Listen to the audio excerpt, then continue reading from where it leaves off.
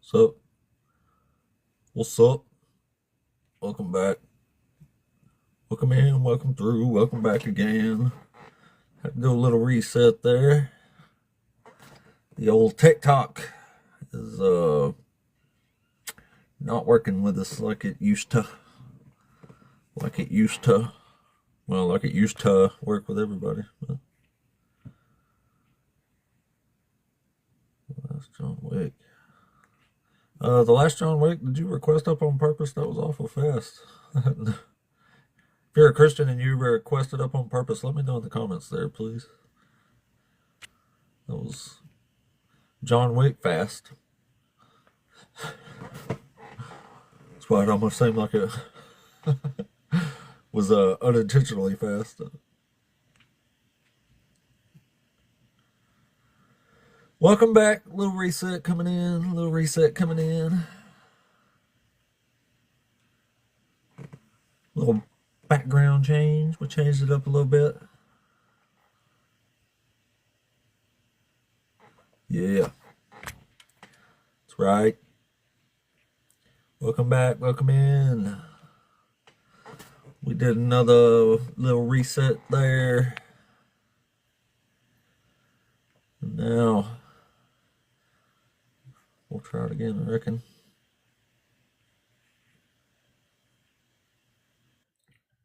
Somebody's here already. Perhaps. This is SBU. SBU, are you there? Hey, how are you? Yeah, I'm alright. Are you over 18? I'm great. How are you? I'm great. Are you over 18? Yeah, I'm over 18. Cool. Are you one of the Christians or Hebrew Israelites? I'm one of the Christians. Cool, cool. So which one of these topics you want to talk with us about today, man? Yeah, I'm trying to understand why people think that Jesus condones slavery. Well, the says so in the Bible. Mm. I think one thing people don't understand is that the term free will means free will. You're granted permission or access to everything that you can do in your power. Why don't people think slavery was within the free will of the people? Why do they blame it on Jesus? Because when God don't like something, he says don't do this or I'll punish you. But it Okay, doesn't say yeah. that with slavery. It explicitly says you can have slaves. It says you can sell your daughter as a slave, I including understand. children. I get that. I like that. But why do people always You find a like way to slavery? blame it on Jesus? I don't like slavery. Do you I think hate everything God slavery. does is good? Everything God does is just and it is good. Well, he allowed slavery, so why don't you think slavery is good? He did not allow slavery. He does. He allowed free will to people. People are the No, ones that decide on he slavery. allows, he condones slavery. He says you Yeah. can have slaves. Mm-hmm. Yeah. That's what I believe. Well, why would God Like, allow it if it's not good or just? so do you remember God in the Old Testament? Right? Yeah.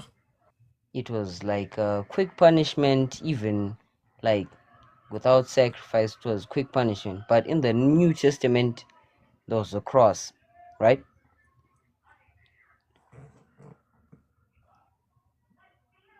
Yeah, what's that So got to do like, with slavery? what I'm saying is that instead of instant punishment, God has given people a choice or an alternative. Change your ways before I change them for you. So slave masters, those are their Change own what minds, ways? their ways of maybe slave trading and all that. Why would he change his mind about something that he allows? So what's your take on that, on slavery? You're saying he allowed that. Yeah. He allowed that. Yeah. What's Have you ever read the what's your Bible? religious status? I have. Did you miss that part? I did. What's your religious status? I'm an atheist. Oh, you're an atheist. Okay, I respect that. So, where did God allow slavery? Most explicitly in Leviticus 25 and Exodus 21. Exactly Leviticus how did he say? 25, huh? Okay, okay, I'm listening. It says, as for the male and female slaves whom you may have, it is from the nations around you that you may acquire male and female slaves. You may also acquire them from among the aliens residing with you and from their families who are with you, who have been born into your land. They may be your property. You said that and condone that. Yeah. Leviticus what? 25, verse 44, 45, and 46. Okay, let me read that. Let's see. Leviticus 20.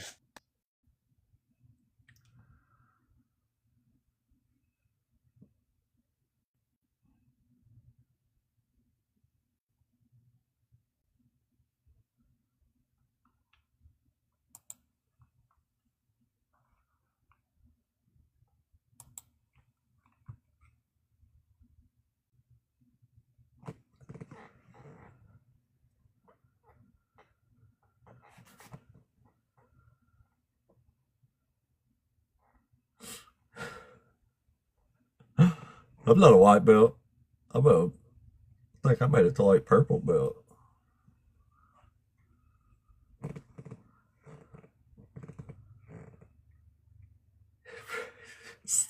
That's right.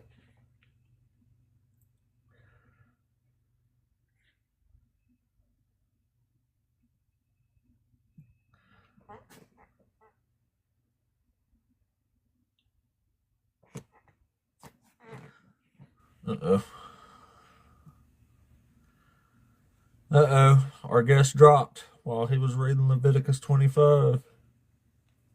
Oh, there he is back again, though.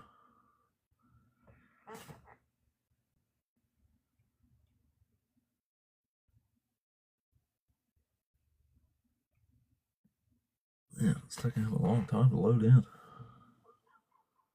Oh, did you go read it, buddy? No, I'm trying to understand. Is that the one about the oil between the Lord? Is it what? Okay, let me read this. Oil and bread set before the Lord. Is that the one? Leviticus 24. No, 25. Leviticus 25. Oh, 25. Verse 44, 45, and 46. Bring in some backup here while you're reading that. Charlie, are you there? Bogota, good morning. Charlie? Good morning. Hey, what's up, man? Are you over 18? Yeah, man, I'm old, bro. 46. You're a little bit older than me, not much. Are you one of the Christians or Hebrew Israelites? Well, I don't really like labels, man. I'm a Hebrew, which means to cross over. I'm a whole Bible believer. How about that? Today's my Shabbat. Keep the Sunday Shabbat.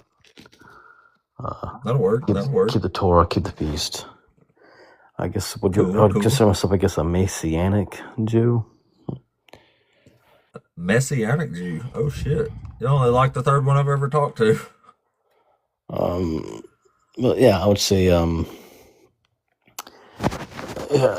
I would say, in prophecy, you'd have to understand Tanakh.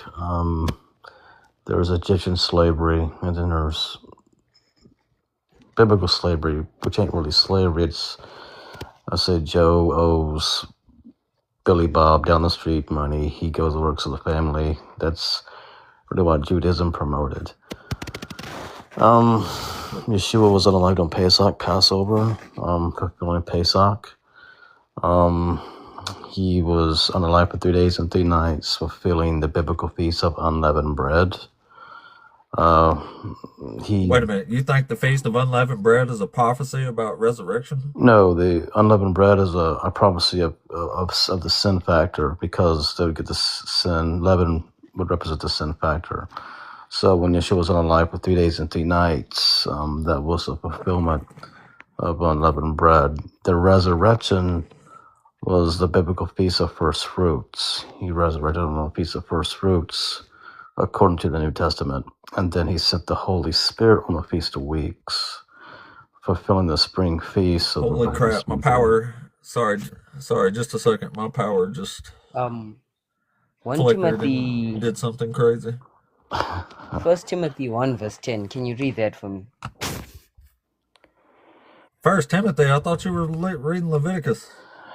I did read that. I Well, understand where you're I would coming just say from. he fulfilled the But can you spring read me? feast. He has not yet fulfilled the fall feast, but he will. He first came as Mashiach ben Yosef, Joseph. He'd come back as Mashiach ben David on the Feast of Trumpets. Man, So you are spouting some really weird stuff. But just a second there, Charlie. you got it. SB, Shalom.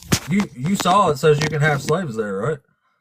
I understand. It was talking about Israelites' servitude. I understand that. And it was saying that anyone other than an Israelite was allowed to be a slave. I understand where you're coming from. But can you read me 1 Right. Timothy 1 verse 10? Just read it for us if you want to read it. I don't have it pulled up. I also don't have. Huh? Oh, he's on his phone. I guess I could. Hold on a second.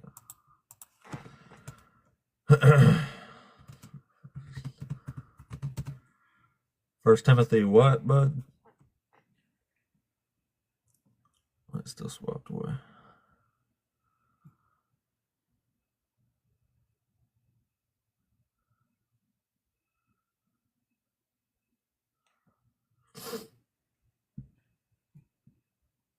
So I got weird. My power flickered. Now I'm not even on my Wi-Fi anymore.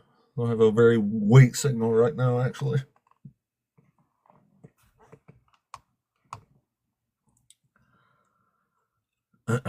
Yeah, I can't remember which chapter. I remember it said something in verse 10, but I don't remember.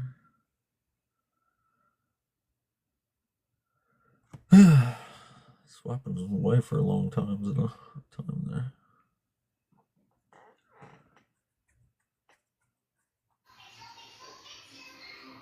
Hey, what, are you there? What? Don't know? Don't know? What? Don't know? You there? Yeah? No? Yeah, I'm here. Oh, what's up? Are you over 18? Yes, I am. Cool. Are you one of the Christians or Hebrew Israelites? I'm a Christian. Oh, cool, man. So which one of these topics you want to talk to us about? Well, okay, we can start with evil. Why is God doing evil, unjust things in the Bible? Right.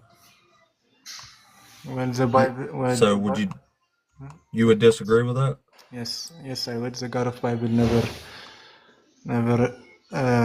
agreed with evil. Evil literally means doing, taking God's creations against its purpose. For example, God creates a stone, someone stones with it. That means it's not God's fault, but it's the person's fault using God's creation against its purpose. That's evil. Evil is defined as something profoundly wicked or immoral.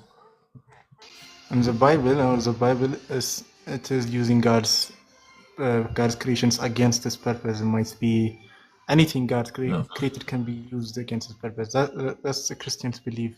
That's what I believe in. Okay, well, I mean, fair enough. I mean, well, I say God's evil because he murders babies and stuff. Well, I would say he was punishing evil at that time. Are you talking about the Samuel 15? Punishing what evil? The baby's evil?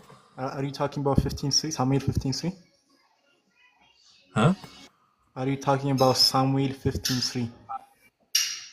No, well, in my head, I was thinking of 2 Samuel chapter 12, but there's a whole bunch of verses where he murders babies.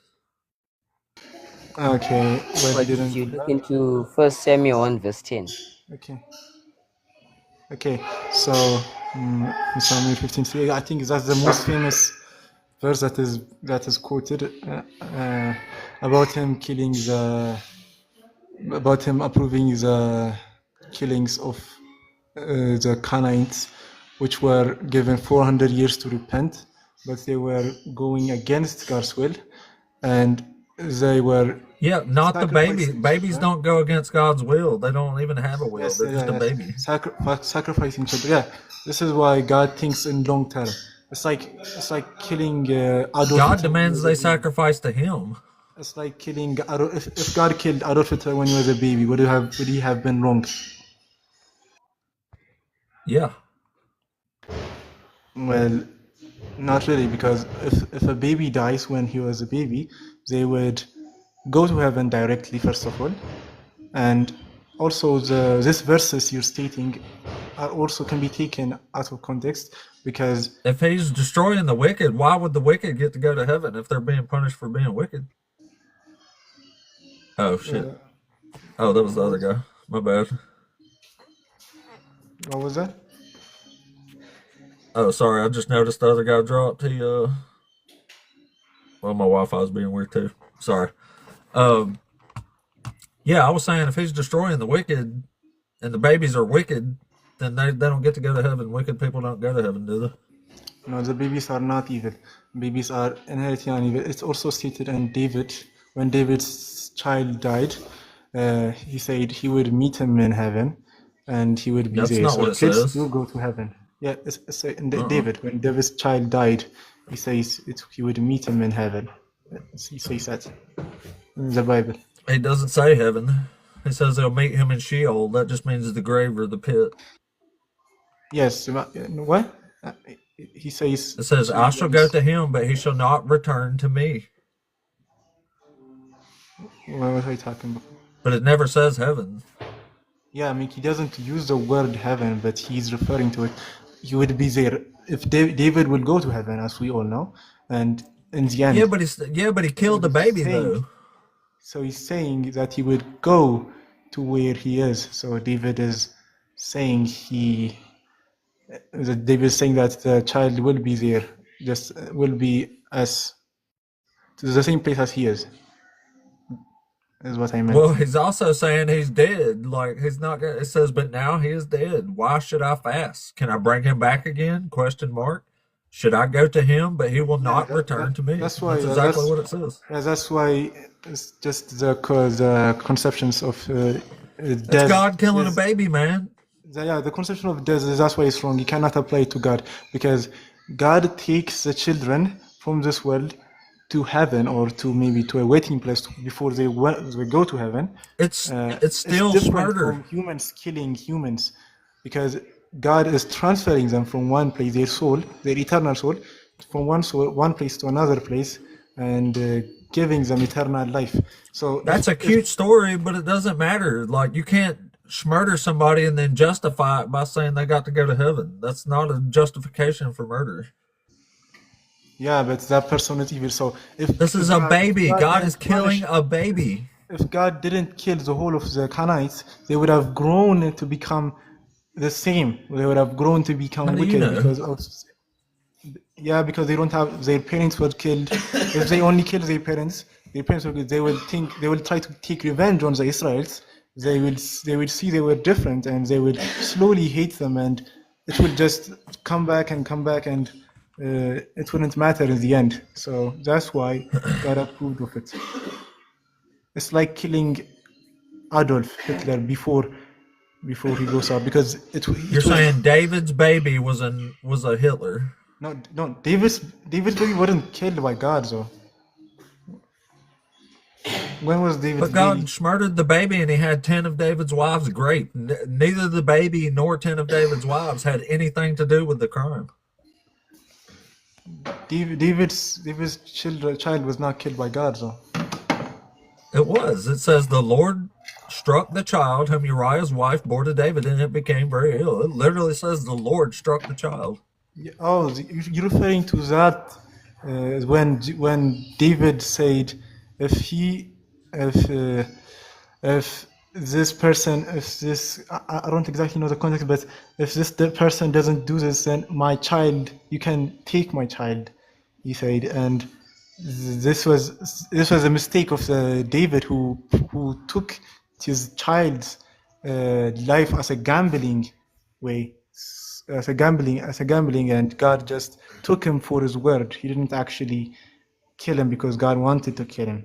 But it's just, The baby is dead. God strikes the baby. It becomes ill and dies 7 days later.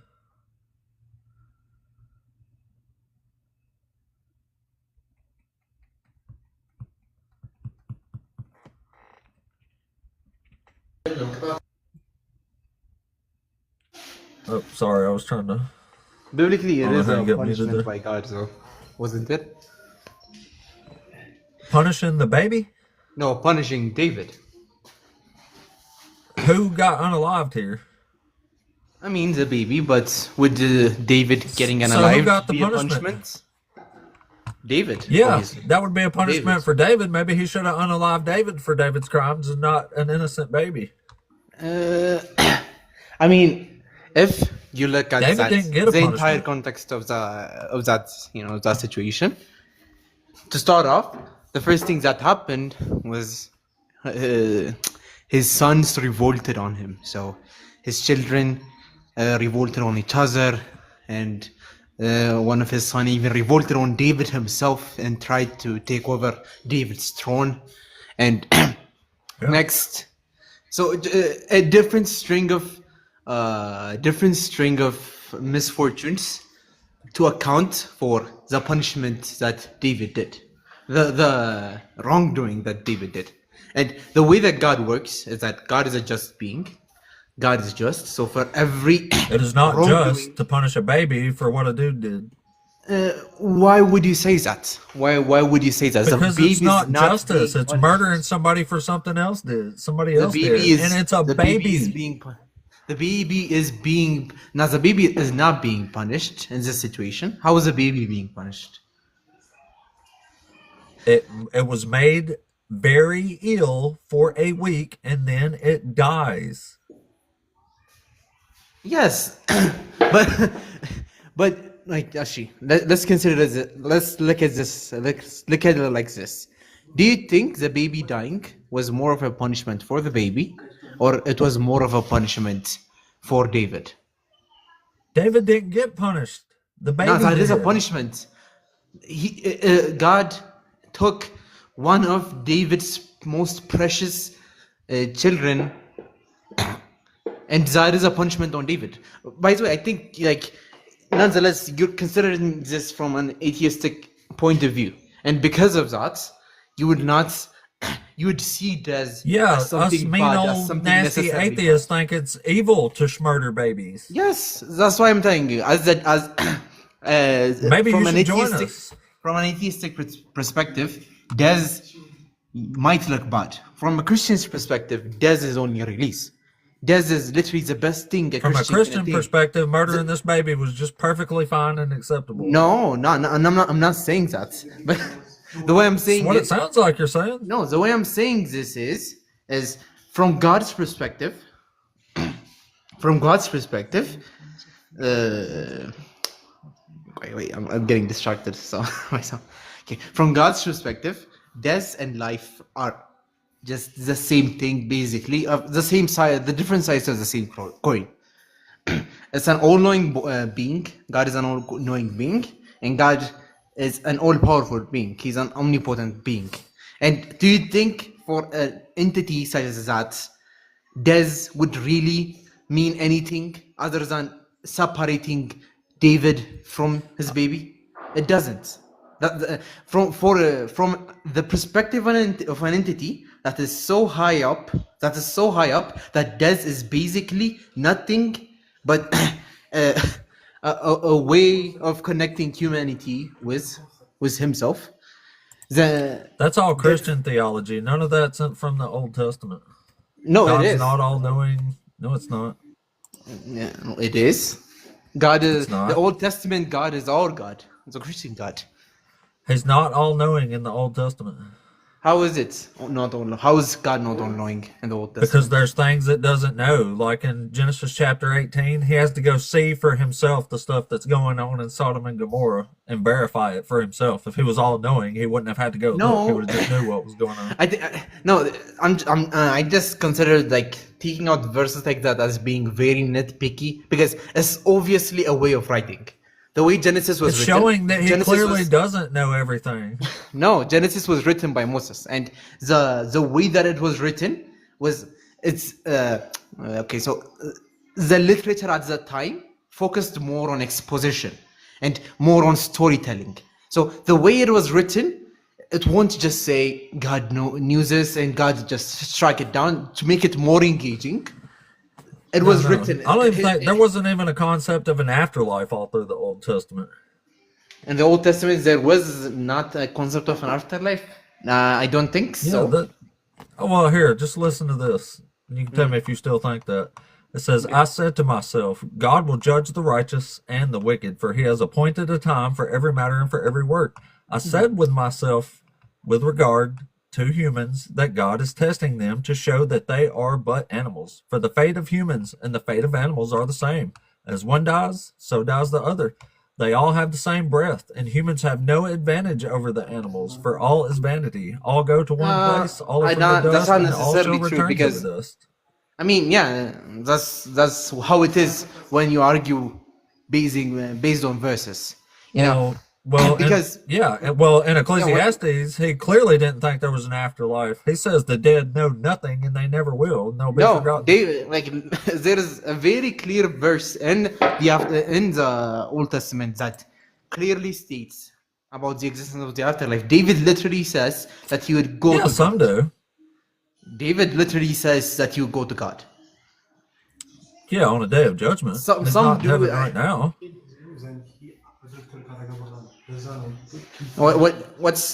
I'm not really getting what your point is. You're just jumping different wagons, as I'm saying it right now, and from different No, topics. you're to saying another. things, and I'm showing you. I'm refuting what you're saying with verses. No, you haven't. I told you about. have. First, you were arguing about the morality of Christianity. Yeah, first you said God punished the kid, then you said he didn't punish the kid. Now, I didn't Then say you- God punished the kid. I said God punished you David. did. You were the ones that said God punished the kid. I said God He did punished punish David. the kid. No, he didn't. I told you from an. Yes, he from the did. The baby is dead, and David is not. Like it literally says, David's sins are put away, but the child must die. It's literally I what told it you. says.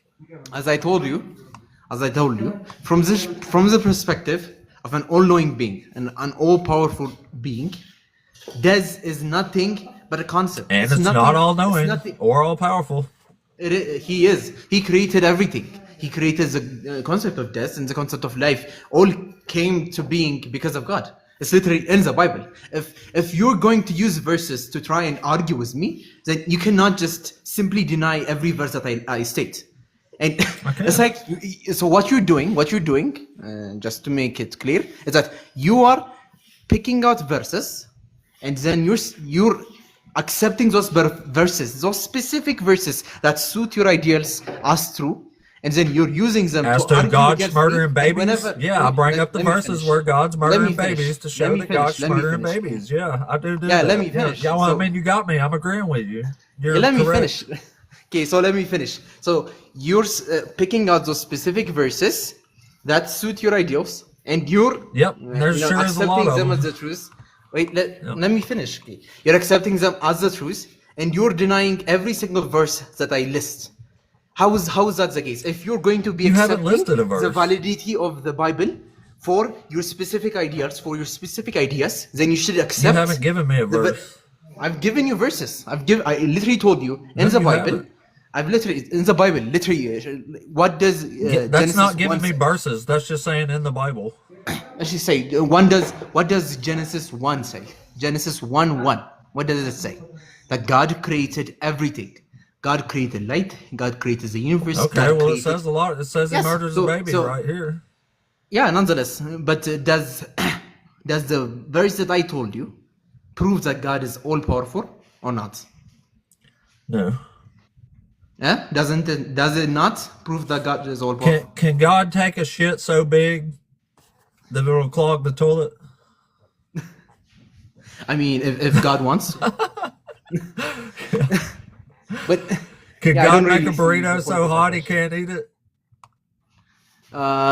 What's the point of these questions? What are you trying to prove? That it shows that there's no such thing as all powerful. No, literally in the Bible, what did God say? He says a lot of And things. what does it say in Genesis 1:1? What does it say in Genesis 1:1? It says he created a universe. Oh yeah, God is all powerful. If you're going to accept No, he's your powerful verses, enough to then- create a universe. That doesn't mean he's all powerful. How so? He created everything. If he created That just means you're everything, then powerful. he's It doesn't all mean you're all powerful. No. How so? How so? How Is how there is that the anything that case? God can't do? No, there's not. Can God die? Then God what? Can God die? It's not gonna. So first of all, this is an aspect of theology. So first of all, there is characteristics Can that God has. die? God has characteristics. First of all, and God's Can he characteristic. die? God is not even living. The concept of death does not exist to God. Oh, so he's not even alive. No, the concept of death only exists for humans. We're not on the same dimension as God. God is on a different level, on a different dimensionality than human beings. Can God do So evil? the concept of death does not even exist for God. Yeah, I know. God is timeless. God is the Christian God. The Christian God that we believe in is timeless. He's spaceless, and he is a spirit. He's also according to- non-existent. I mean, sure, you might believe that. But that's only Hey, what you David, are believe. you there? Sorry, just a second there. What? Am I allowed David, to add into this to this argument against this guy? Oh, no. You're not a Christian? No, I'm an atheist, but I was only wanting to come up on the panel to help refute this guy because he's saying a whole bunch Oh, of. well, yeah, well, I appreciate you, but no, I'm the. I have some co-hosts I bring up every now and then, but no, I just do that here, buddies. I appreciate the offer for the help, though. But well, yeah, that's a typical. Anyway, I forgot. Oh yeah, you're saying God is all this and all that. Anyway, can you give me one fact that backs up the existence of this God? The existence of God. Yeah, give me one fact can't. that backs up. Oh, can't. not a single one. Yeah, I can't. It's a belief. Well, you know an awful I lot believe that about a God God who exists. don't have a single fact to back up its existence. No, I mean, so it's not facts. I can't believe a specific evidence. I can't give a specific evidence That's as because to it don't whether exist. God exists or Yeah. not. No, it's not necessarily because I can't prove he exists, just as you cannot prove that he does not exist. Oh, I can That's prove this just a God belief. doesn't exist. I don't want to fall into the fallacy of saying just because I can't provide a proof for something, then that thing is not Well, then, necessarily well, true. that's what. Well, I'm saying, like, how do you actually know anything about this God if you don't even have a fact? Because I that can believe back up that's its what existence? faith is. Believe That's what? faith What are is. you basing And I've this seen belief God on? in You're my saying life. all these things. Well, what are you basing that on? Yeah, I told you it's phase, and as I said, Phase, after okay, phase so- comes after phase comes accepting God. After I accepted God, I saw Him in my life. You know, I saw God in Yeah, my but life. that In my it life. just sounds like you're I making up a cannot bunch give- of stuff about a God you believe in. Sure, you might think that way, but I can't use my experiences as evidence for why God exists, right? That's why I'm telling you it's faith. It's entirely faith. I know it's faith-based, not fact-based. That's why I'm trying to say, like, It's you faith. seem to know Yes, an awful lot Christianity about is this faith. deity, but it's just something you is yours believe. fact Like, based it's on not facts? based Is on that- anything. I don't Is your, think you realize. is your Do you not disbelief see a of problem with Christianity that? based on facts? Is your disbelief of Christianity based Yeah. on facts? No, it's not. Yeah. Because you It cannot is. provide me of a proof that disproves the existence of God. Can you disprove the existence Yes, I of God can. right now? I can. Yeah, Disprove your it. God, I can for Disprove it. sure. Disprove it. Yeah, the Disprove it. prophecies in the Bible, they all fail. Yeah. No, they It's did not. impossible. They did. Which prophecy failed? Tell me. Pretty much all of them. No, pretty much all of them. You're just saying The pretty much all entire of new them without covenant. listing. The entire new covenant fails. No, it doesn't. How does the new covenant fail? Because it says a whole lot of things are going to happen. 3 main ones, and those You're 3 just- things you're are just- not you- still happening. That's how I know it failed. You're not actually saying anything. Say the specifics of what failed. I don't want a Okay, whole lot so of. so when the new covenant is formed in Jeremiah, it says 3 things are going to happen, and it also says if these 3 things ever stop happening, then Israel will never Okay. be a nation before God ever again. And those Well, 3 what did he things say? are not happening today. What did It he says say? the throne of David will never lack a man to sit on the throne. Levitic priests are going to make sacrifices for all time, and that Jerusalem will never again be uprooted or overthrown. And all 3 of those things, in fact, are not happening today. So So you're saying Israel will be free from Romans. So you're saying that Israel would be free from the Romans? why don't you just let me talk to the other guy? Which other guy? Whoever's talking to you. Oh, he was the guy that was talking before me. If you want, yeah. Well, You can talk to him. I hear him answer, and then you tell me what he's saying. So you might as well just let me talk to him. You can. Okay, what was the question? So in Jeremiah, when the new covenant is formed, it says 3 things are going to happen forever. And if these things ever stop happening, then Israel will never be a nation before God ever again. Right? What was that? I didn't hear you. I was distracted. Okay, can you say that again? Yeah. In Jeremiah 31, when the new covenant is formed and the 70 years end and the Babylonians release the exiles, right? It says 3 things are going to happen. 3 main things. It says the throne of David will never lack a man to sit on this throne ever again. It says Levitic priests are going to make sacrifices for all time. And it says when Jerusalem is rebuilt, it will never again be uprooted or overthrown. And in fact, all 3 of these things were violated. So this prophecy in New Covenant has failed, and Israel is never a nation before God ever again, according to Jeremiah.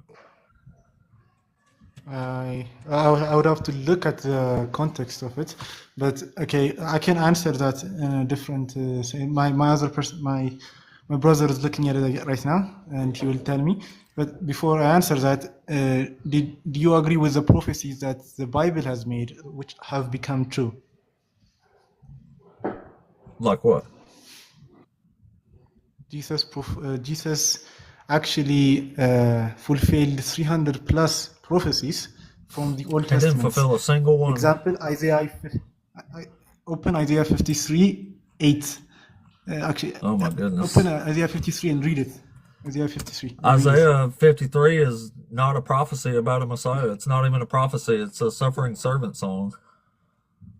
Just read it. Just read it. What says? I've read it 100 times. I could be a scholar on Isaiah if I wanted to. Just read it. Just read it.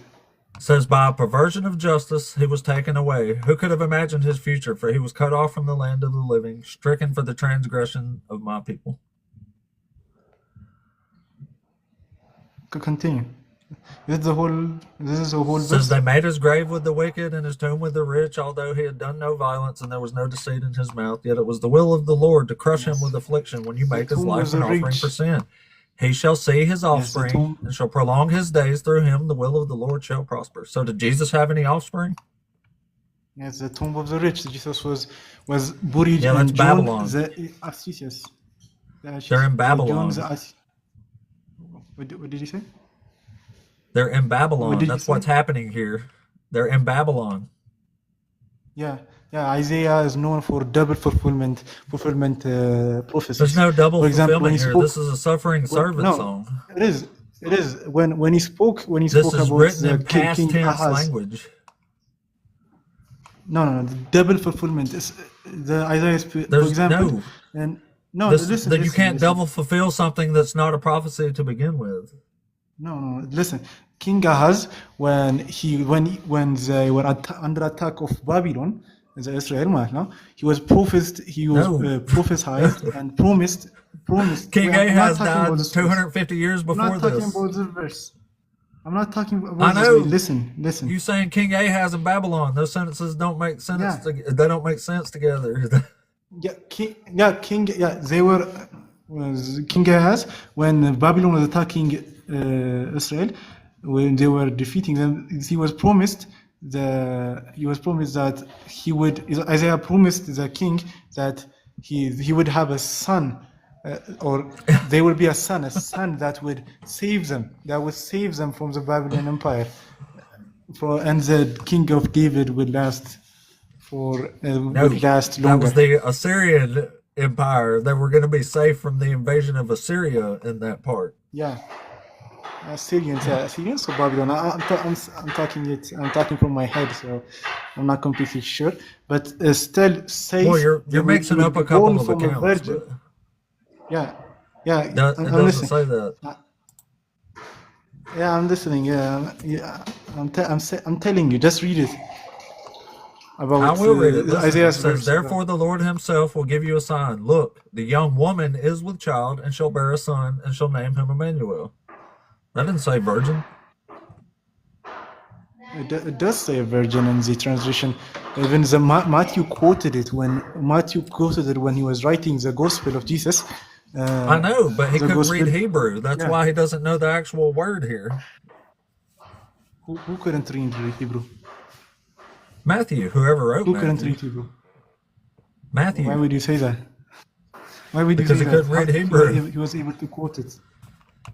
No, he wasn't. He was quoting the Greek Septuagint, which was a translation. That's why he didn't understand the semantic range of the word that he was using here. But in Hebrew, this doesn't say virgin. It says ha'amahara. That means a young woman is currently with child. She's pregnant right now. And she's definitely not a virgin because she was pregnant. It's Isaiah's son. Yeah, but it says, I'm like, in the translation I saw it says virgin. I'm not sure. Maybe it's wrong, but I think Well, it it's says not that wrong. in I'll some tell you about- translations of the Bible, I'll but tell I'm you reading about one this. right now, and it doesn't say virgin. Huh? What was that? No Hebrew says virgin, ever. There's no prophecy you in sure? actual Because, Hebrew about a when I virgin birth of a when I Messiah. say- This isn't even talking about a Messiah. The child called Emmanuel is a timeline for when Assyria Yeah. will fall from attacking Emmanuel, Judah. then- That's it. It doesn't say this child's going to be a Messiah. The name Emmanuel also means God with us, which is also Jesus's other Yeah, that's name. the point. It's And, the name. It's a prophetic name. Yeah. All of Isaiah's sons had prophetic names. Yeah, that's why it's obviously he wasn't God with us. The son, the symbolic son that was gonna help. That Yeah, was that's gonna God's save. with them. They're being protected from Assyria right now. That's the whole point of Yeah, this. yeah, and he wasn't born from a virgin this as was- well. I Yeah. know this was 750 years before Jesus. This has nothing to do with the coming Messiah. It's not about that. It is about. It's a double fulfillment. It's a theology. Search about double fulfillment. No. Search it. You can't double fulfill things that don't have nothing to do with the original context. They do. It's a double fulfillment. The Now, freedom, how the could actual- Jesus possibly fulfill a prophecy about Assyria being safe or Judah being safe from Assyria? Yeah, this is a theology. You should study it. Just search it. You can search it actually. I have Just search studied double it. That's how I know fulfillment this Isaiah. isn't talking about Jesus or a Messiah or anything else. Search double fulfillment in Isaiah. Search it first. There is no double fulfillment. You didn't search it. That's why. Did you search it? That makes no sense at all. Okay, so you're not just changing. That doesn't make sense. It's a theology. Just No, search it first. Isaiah 7 is a prophecy about Judah being saved from the Assyrian invasion. That's it. This don't have nothing to do with the Messiah. It's not talking about a Messiah. It's saying Emmanuel, and you will call him Emmanuel. He will be born from a virgin. Yeah, from a virgin. this prophecy. No, it doesn't say virgin, but this prophecy comes true in the next chapter. It's about them being saved from Assyria. My brother just checked. The Hebrew says virgin. My No, brother it just don't. checked. It says Ha It Allah does. Hara. What does it say? Yeah. The word for virgin is Betula. Isaiah 7:14. Isaiah 7:14. I'm talking to my brother. So Yeah, that's cool. yeah. It says Alma. That means a young woman.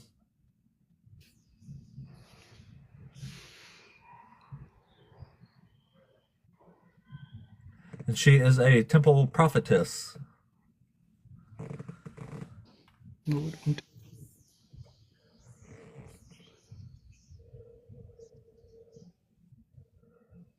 Yes, Christian perspective. Yeah, in the Jewish perspective, you're going on the Jewish perspective then. Yeah, that's the actual context, the Hebrew. Yeah, they're trying to disprove Jesus was God. Yeah, so you're not actually, you're being biased right now. This is Jewish. Like, the I'm Christians not being say biased. it's- I'm reading the Wait, actual virgin. context of the passage. Yeah, that is This is, no, fulfillment. you're being biased. I'm not. You're the one that's being biased here, not me. You're biased because you need it to be about Jesus. All I'm doing is showing you that contextually in the Hebrew, it has nothing to do with a Messiah or a virgin. It doesn't exist. The Greek Christian view, the Greek says paratinios, meaning virgin. And this The Greek was, word for that is this was the use- parthenos. And parthenos in Greek does mean virgin way more often than the word betula gets used in Hebrew. But the word parthenos isn't even used in Greek to explicitly refer to a virgin. Homer uses that word several times to refer to people, to women who weren't virgins. So it doesn't even always mean virgin in Greek. That's the problem, though. They were reading it in Greek, not in Hebrew. If he could read Hebrew, he would have known that this wasn't saying virgin or talking about a Messiah. This has nothing to do with the Messiah. Yeah, but you're just taking it as you're just taking the Hebrew one without giving the Greek I'm one a taking it chance. contextually as how it was meant. It's what it says. Jewish scholars Doesn't themselves context translated it matter? as virgin. The Does Jewish context scholars matter? themselves. Jewish scholars themselves translated it as virgin. Virgins 200 years ago No, they don't. before Jesus was born. 200 years ago That's not before true. Jesus was born. In the Septuagint. This is what it says. Nope. Yes, It just just said says the parthenos. Septuagint That didn't mean virgin to them. It says meant the virgin to Septuagint. Matthew. How the Jewish scholars. It is Parthenos, and Parthenos most of the time means virgin. Yeah, most of the time means virgin. Parthenos most of the time In means Greek, virgin. not in Hebrew. Matthew misunderstood the Yes. semantic range of Parthenos. Now I want you to search the Septuagint, Jewish scholars, which said it meant virgin into 200 years before Jesus was born. They never said it meant virgin. They translated the word as Parthenos, and someone else, like Matthew, later on, hundreds of years later, took it to mean virgin. The Septuagint was written 300 years before Matthew was born. 200 years before, yeah, 200, what? No, 200 years before Jesus was born, is what it says. And so I know, they changed. that's what I'm telling so you. they I'm changed saying it the to- Greek translation came along, and 300 years later, Matthew says this word means virgin. It doesn't work like that.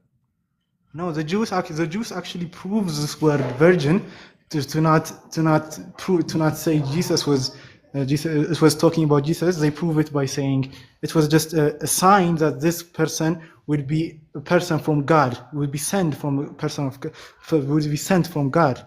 But they're saying it doesn't prove it because it's just a way of language. That's how they prove it. There's no nobody person actually getting agrees sent it from doesn't God say here. virgin. It It doesn't say virgin.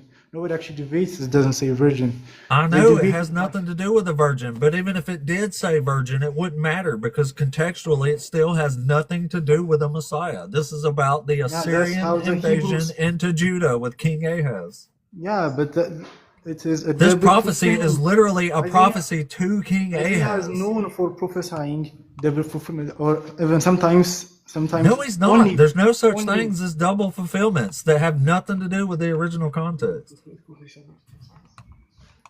Okay, yeah, I'm searching right now. Okay, so yeah, Jewish scholars try to argue with this by saying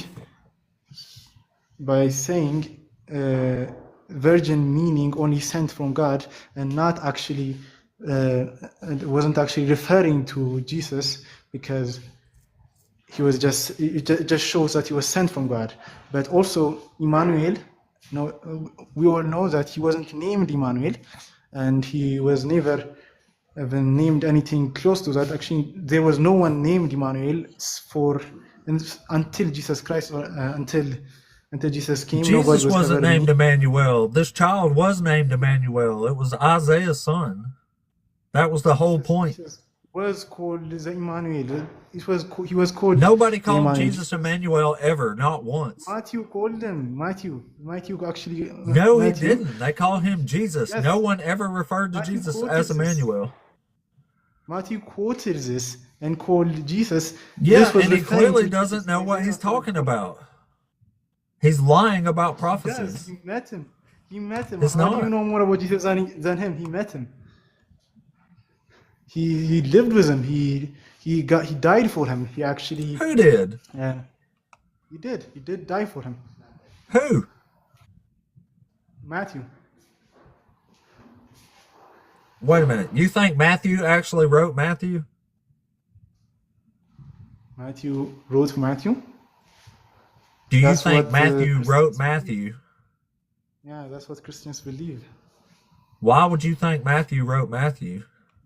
It is. Other It's than you were it's told a that. different perspective. Huh? Yeah, I'm like, it If was Matthew him. was a first-hand, no, listen. If Matthew was a first-hand account, it would say things like, I saw Jesus hanging on that cross. It would say, I met Jesus that day. Matthew says, and Jesus met Matthew. Someone named Matthew who's writing in the first person about their account of meeting Jesus wouldn't say, and Jesus met Matthew. They would say, and I, myself, Matthew, met Jesus. This isn't, Matthew didn't actually write that's- Matthew, yeah, man. obviously, he was not literate. He was not literate. So you're saying the illiterate guy Matthew wrote Matthew? No, obviously he didn't write it, but he told someone to write it for him. Obviously, he was an illiterate person, and it shows the gospel's different perspectives. Shows, for example, one person saying there was one, and the other saying there's two angels. The one person saying they were angels, and the other person saying they were two angels. It shows that there were different perspectives of Yeah, and the it life of shows Jesus. they didn't know what they were talking about because they don't line up with each other. If they were similar, Nobody actually knows who wrote any of the Could have been Gospels. a Like, you know that, historical right? mistake. Well, you don't Could know have been a that, historical but like, mistake if they were similar. well, you should know Would have been a that historical no mistake. one actually knows who wrote any of the They were Gospels. similar. They're completely anonymous. It's a mystery who actually wrote them. No, it's not. No, it's not. Yes, it The is. existence of Jesus was Look it written. up. The existence and crucifixion of Jesus Look was up, written look by up who Josephus. actually authored the Gospels. Josephus, a Jewish man. Luke was not anonymous.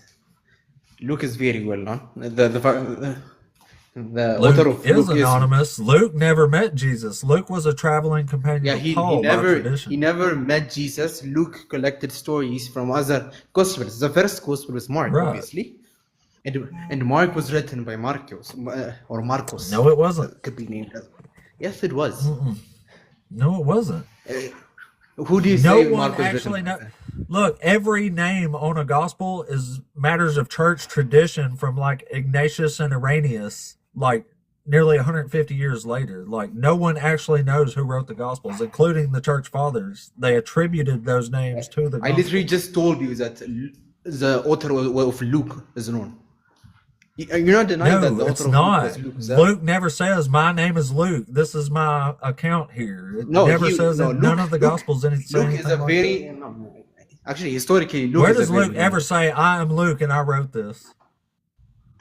Luke wrote this for Theophilus, or How do you I'm know not that? sure about what, because it says at the beginning of Luke, like in the start of both Luke and Acts, I think Luke wrote 2 books in the Bible.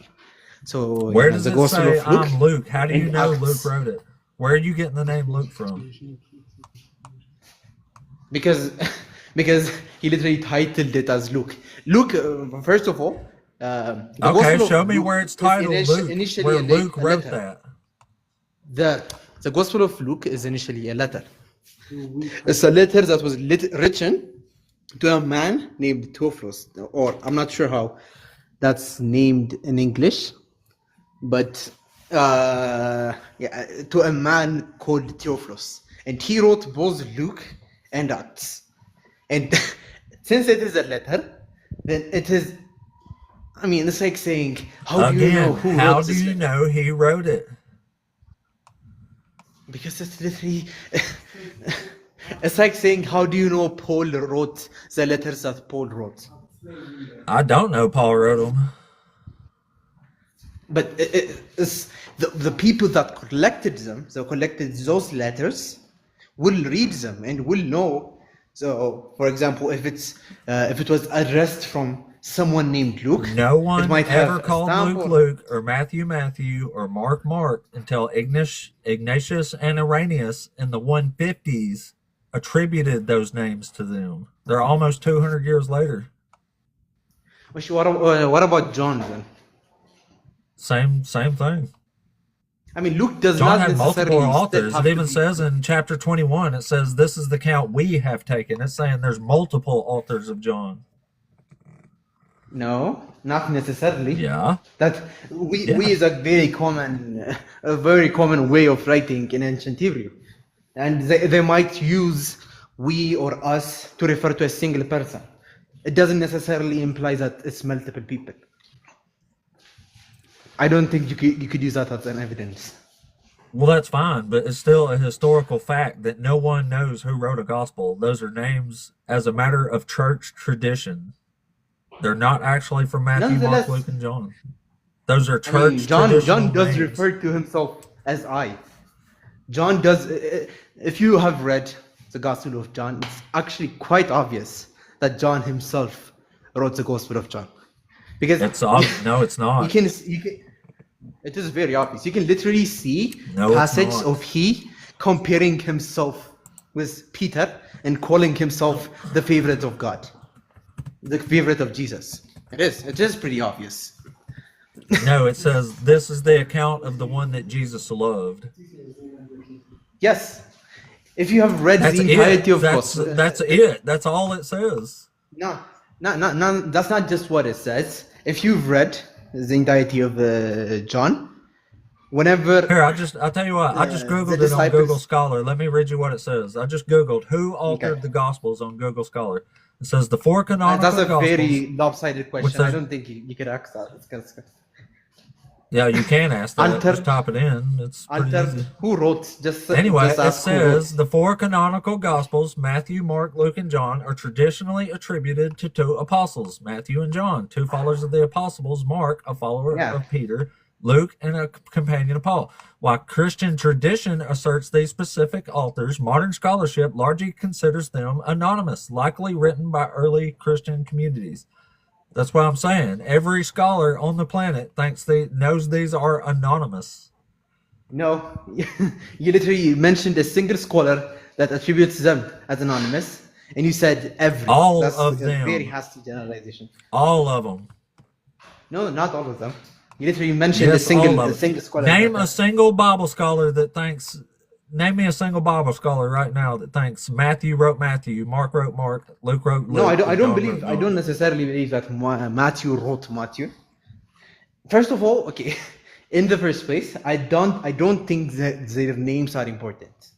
Sure, a person named Luke might not have written the book of Luke. His name might be something different, but it's a very Well, it is there's a important very because obvious. they weren't there. These are later accounts written down way after the fact. Like, how do you really think it makes sense that Jesus and the devil was by themselves in the desert talking for 40 days or 30 days, whatever it was, and then somebody 80 years later accurately wrote down what they were saying? It's because Jesus would define his experiences to other people. And in Christianity, a lot of different. So Jesus came out of the desert with Satan, recited this to somebody. It was transmitted by word of mouth for decades, and then someone wrote it down. And you think that's an accurate conversation recorded there?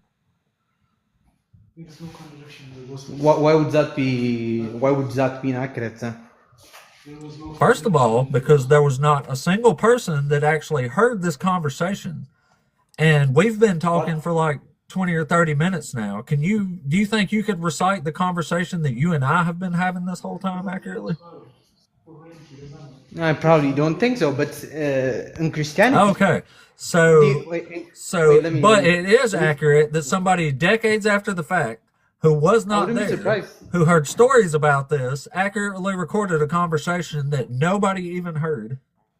Yes. Do you know how the Bible was written? Do you know what's the perspective Yeah. of Christianity on how the Bible was written? Yeah. What is so the Christians believe that the Bible was written by men with the help of the Holy Spirit.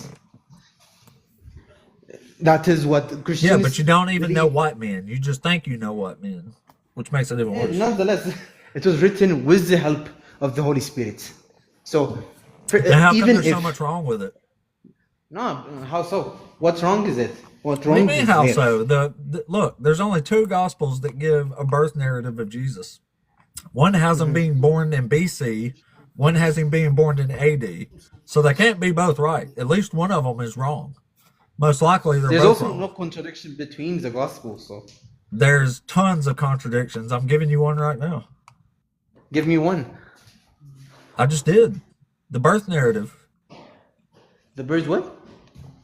The Didn't birth hear. narrative of Jesus from Matthew and Luke. They're different. How are they different? The birds are not Well, different. first of all, Matthew says that after Jesus is born, they flee to Egypt and stay there until the death of Herod, right? Okay, yeah. Luke says after Jesus is born, on the 8th day, they go to Jerusalem, perform the purification rites, and go straight back to Nazareth. So one of them is saying Jesus went to Egypt for years, and the other one was saying they never went to Egypt. They went straight back to Nazareth. Does that necessarily mean that it's a contradiction, or does that mean Luke skipped details? Or Luke skipped Yeah, because they're details? not both He did possible. not- No, it's because Luke does not know about that.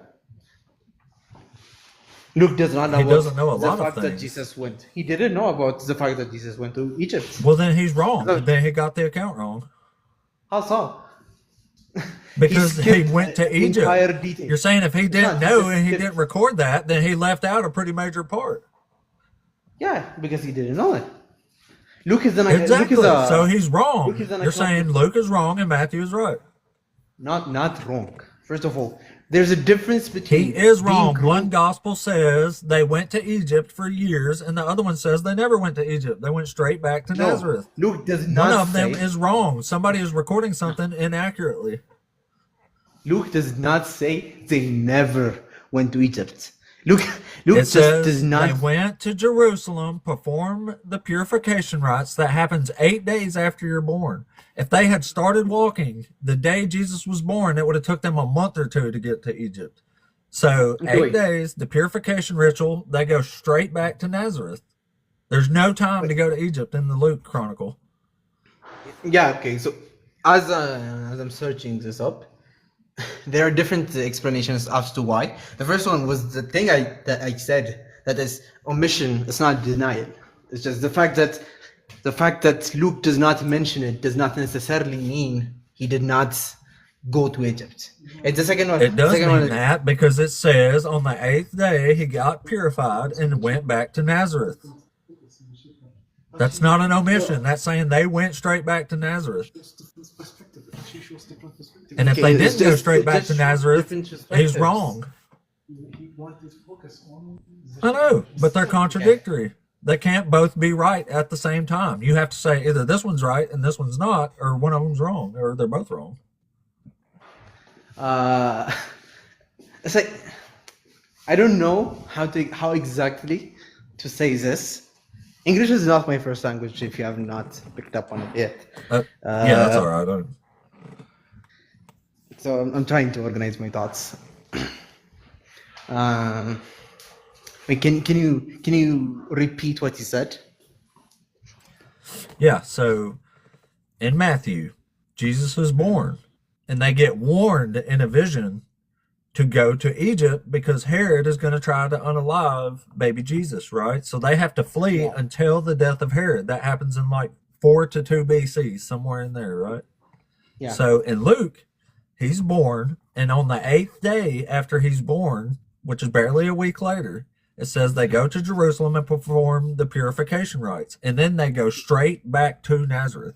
So you cannot have Jesus being taken to Egypt if on the 8th day they went straight back to Nazareth. There's no way to reconcile that. They're either one of them is wrong or they're both wrong. Yeah. Okay. To be honest, I honestly do not have a response for that because I don't know. It's because there's the not simple one. fact that we no, the simple fact that I don't know. There is probably a response because Christianity is a religion that has existed for over 2,000 years. So I would not be surprised if there was a response, and I just did not know it. So I can't really If say. there was a human that had lived 2,000 years, that would be pretty impressive. But the religion's been around for a long time, but people don't live that long. People grow up thinking it's true when it's not and being completely ignorant of the facts of the matter. So that's why it survived. No, not necessarily, because even the smartest people were Christian. There wouldn't be any Christians if Christians thought you actually had to keep all the laws of Moses. That's the only reason Christian is so widespread. You get all the salvation with none of the work. That's the appeal. No, They died for it. Why did No. they die for it? Christians, they died for it. Yeah. And So that means you which ain't got to do Christians- nothing, right? no, I don't. Which Christians don't believe on following the laws of Moses? I don't think there's a Christian. None of them. Paul says the law was abolished. Nah, not the Ten Commandments. The Ten Commandments were not abolished. What? The Ten Commandments? Are you speaking of Paul the Ten says Commandments? the law was abolished. He did Which not law? say all but 10 are abolished. Which law? Because Paul is All talking of about the one laws. Paul specific law. says verbatim in Ephesians chapter 2 that the law, its commands and ordinances are abolished. Yes. That's Paul's because whole point. Like specifically- one man brought sin into the world and one man took it out. No, not necessarily, because Paul specifically That's talks what about he the single. says. Okay, let me tell you. When you look at the context of every one of Paul's letters, whether it be Romans, whether it be Ephesians, or whether it be any of his other letters, there is a specific law that he talks about. And that law is the law of circumcision. That is the law that has been abolished. The law of circumcision has been abolished because in the Old Testament, circumcision only existed for the sole purpose of separating the Gentiles from the That's Jews. not true. That is true. Circumcision That's only not existed. true. It's not what it says. Again, you're just misquoting what it says. What does it say then? In Ephesians chapter 2, it says, "For he is our peace, and his flesh is made both in one, and has broken down the dividing wall." That is the hostility between us. Abolishing Yes. the law with its commands and Yes. ordinances. That doesn't say And one what- command what is or the one context? ordinances. or all but And 10. what is that context? What is the The context? context is the law is abolished, man. It's gone. It's abolished. Hey, Mama Bear. Who is Paul speaking to, and why did Paul say that? Look at the He's context. speaking to his audience here, who's He's ever reading speaking of these to the letters, people and of he's saying Ephesians. that the law is abolished. Yes, he's speaking to the people of Ephesians, who are a majority Gentile people that are uncircumcised. That is literally what their history is. They're not in Israel, so they're not circumcised. He's speaking to those people, and he's telling them that the divide has been broken. Previously, only the Jews. It seemed like only the Jews were the people of God, but Jesus came to abolish Yeah, that. Paul Look, should have read the Old Testament because he don't know what he's talking about. He certainly didn't listen to Jesus because Jesus never says nothing like that. what does Jesus not say? Jesus says the law is not abolished. Paul says it is abolished. He's talking, as I'm telling you, Jesus is talking about all the laws of the Old Testament. I And know if you're that. looking There's at- only one set of laws. There's like there's a lot of laws in the Old Testament. I know. It is- And God says himself that you have to follow every single one of these. Keeping them is what's doing Yes. good and right in my sight. They are not too hard or too far away from you. You will not add to or change them, and you will keep them all the days that you live on the earth. Wait, can you tell me Ephesians, the chapter again? What chapter was it again? You mentioned Chapter 2. chapter 2. Okay, and about the laws, there's a theological perspective on it.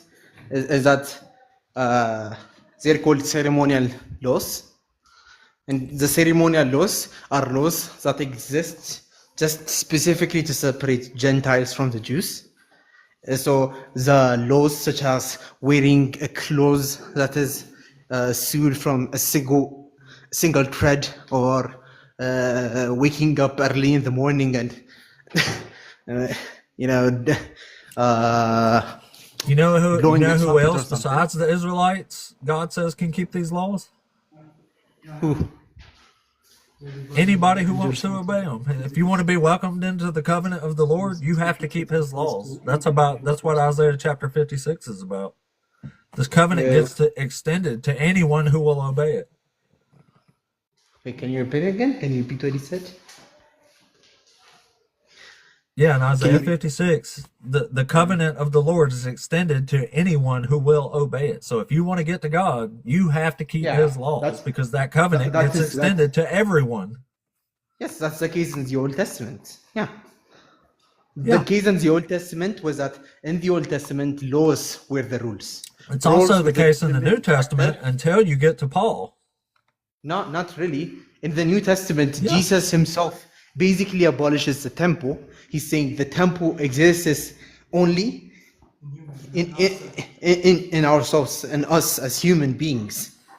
Jesus preached more of a personal connection with God than a connection with the laws or with the teachings of God. And having a personal Jesus connection with says you God have to wouldn't keep the law to get to heaven. Yes, definitely. Because having a personal definitely. connection with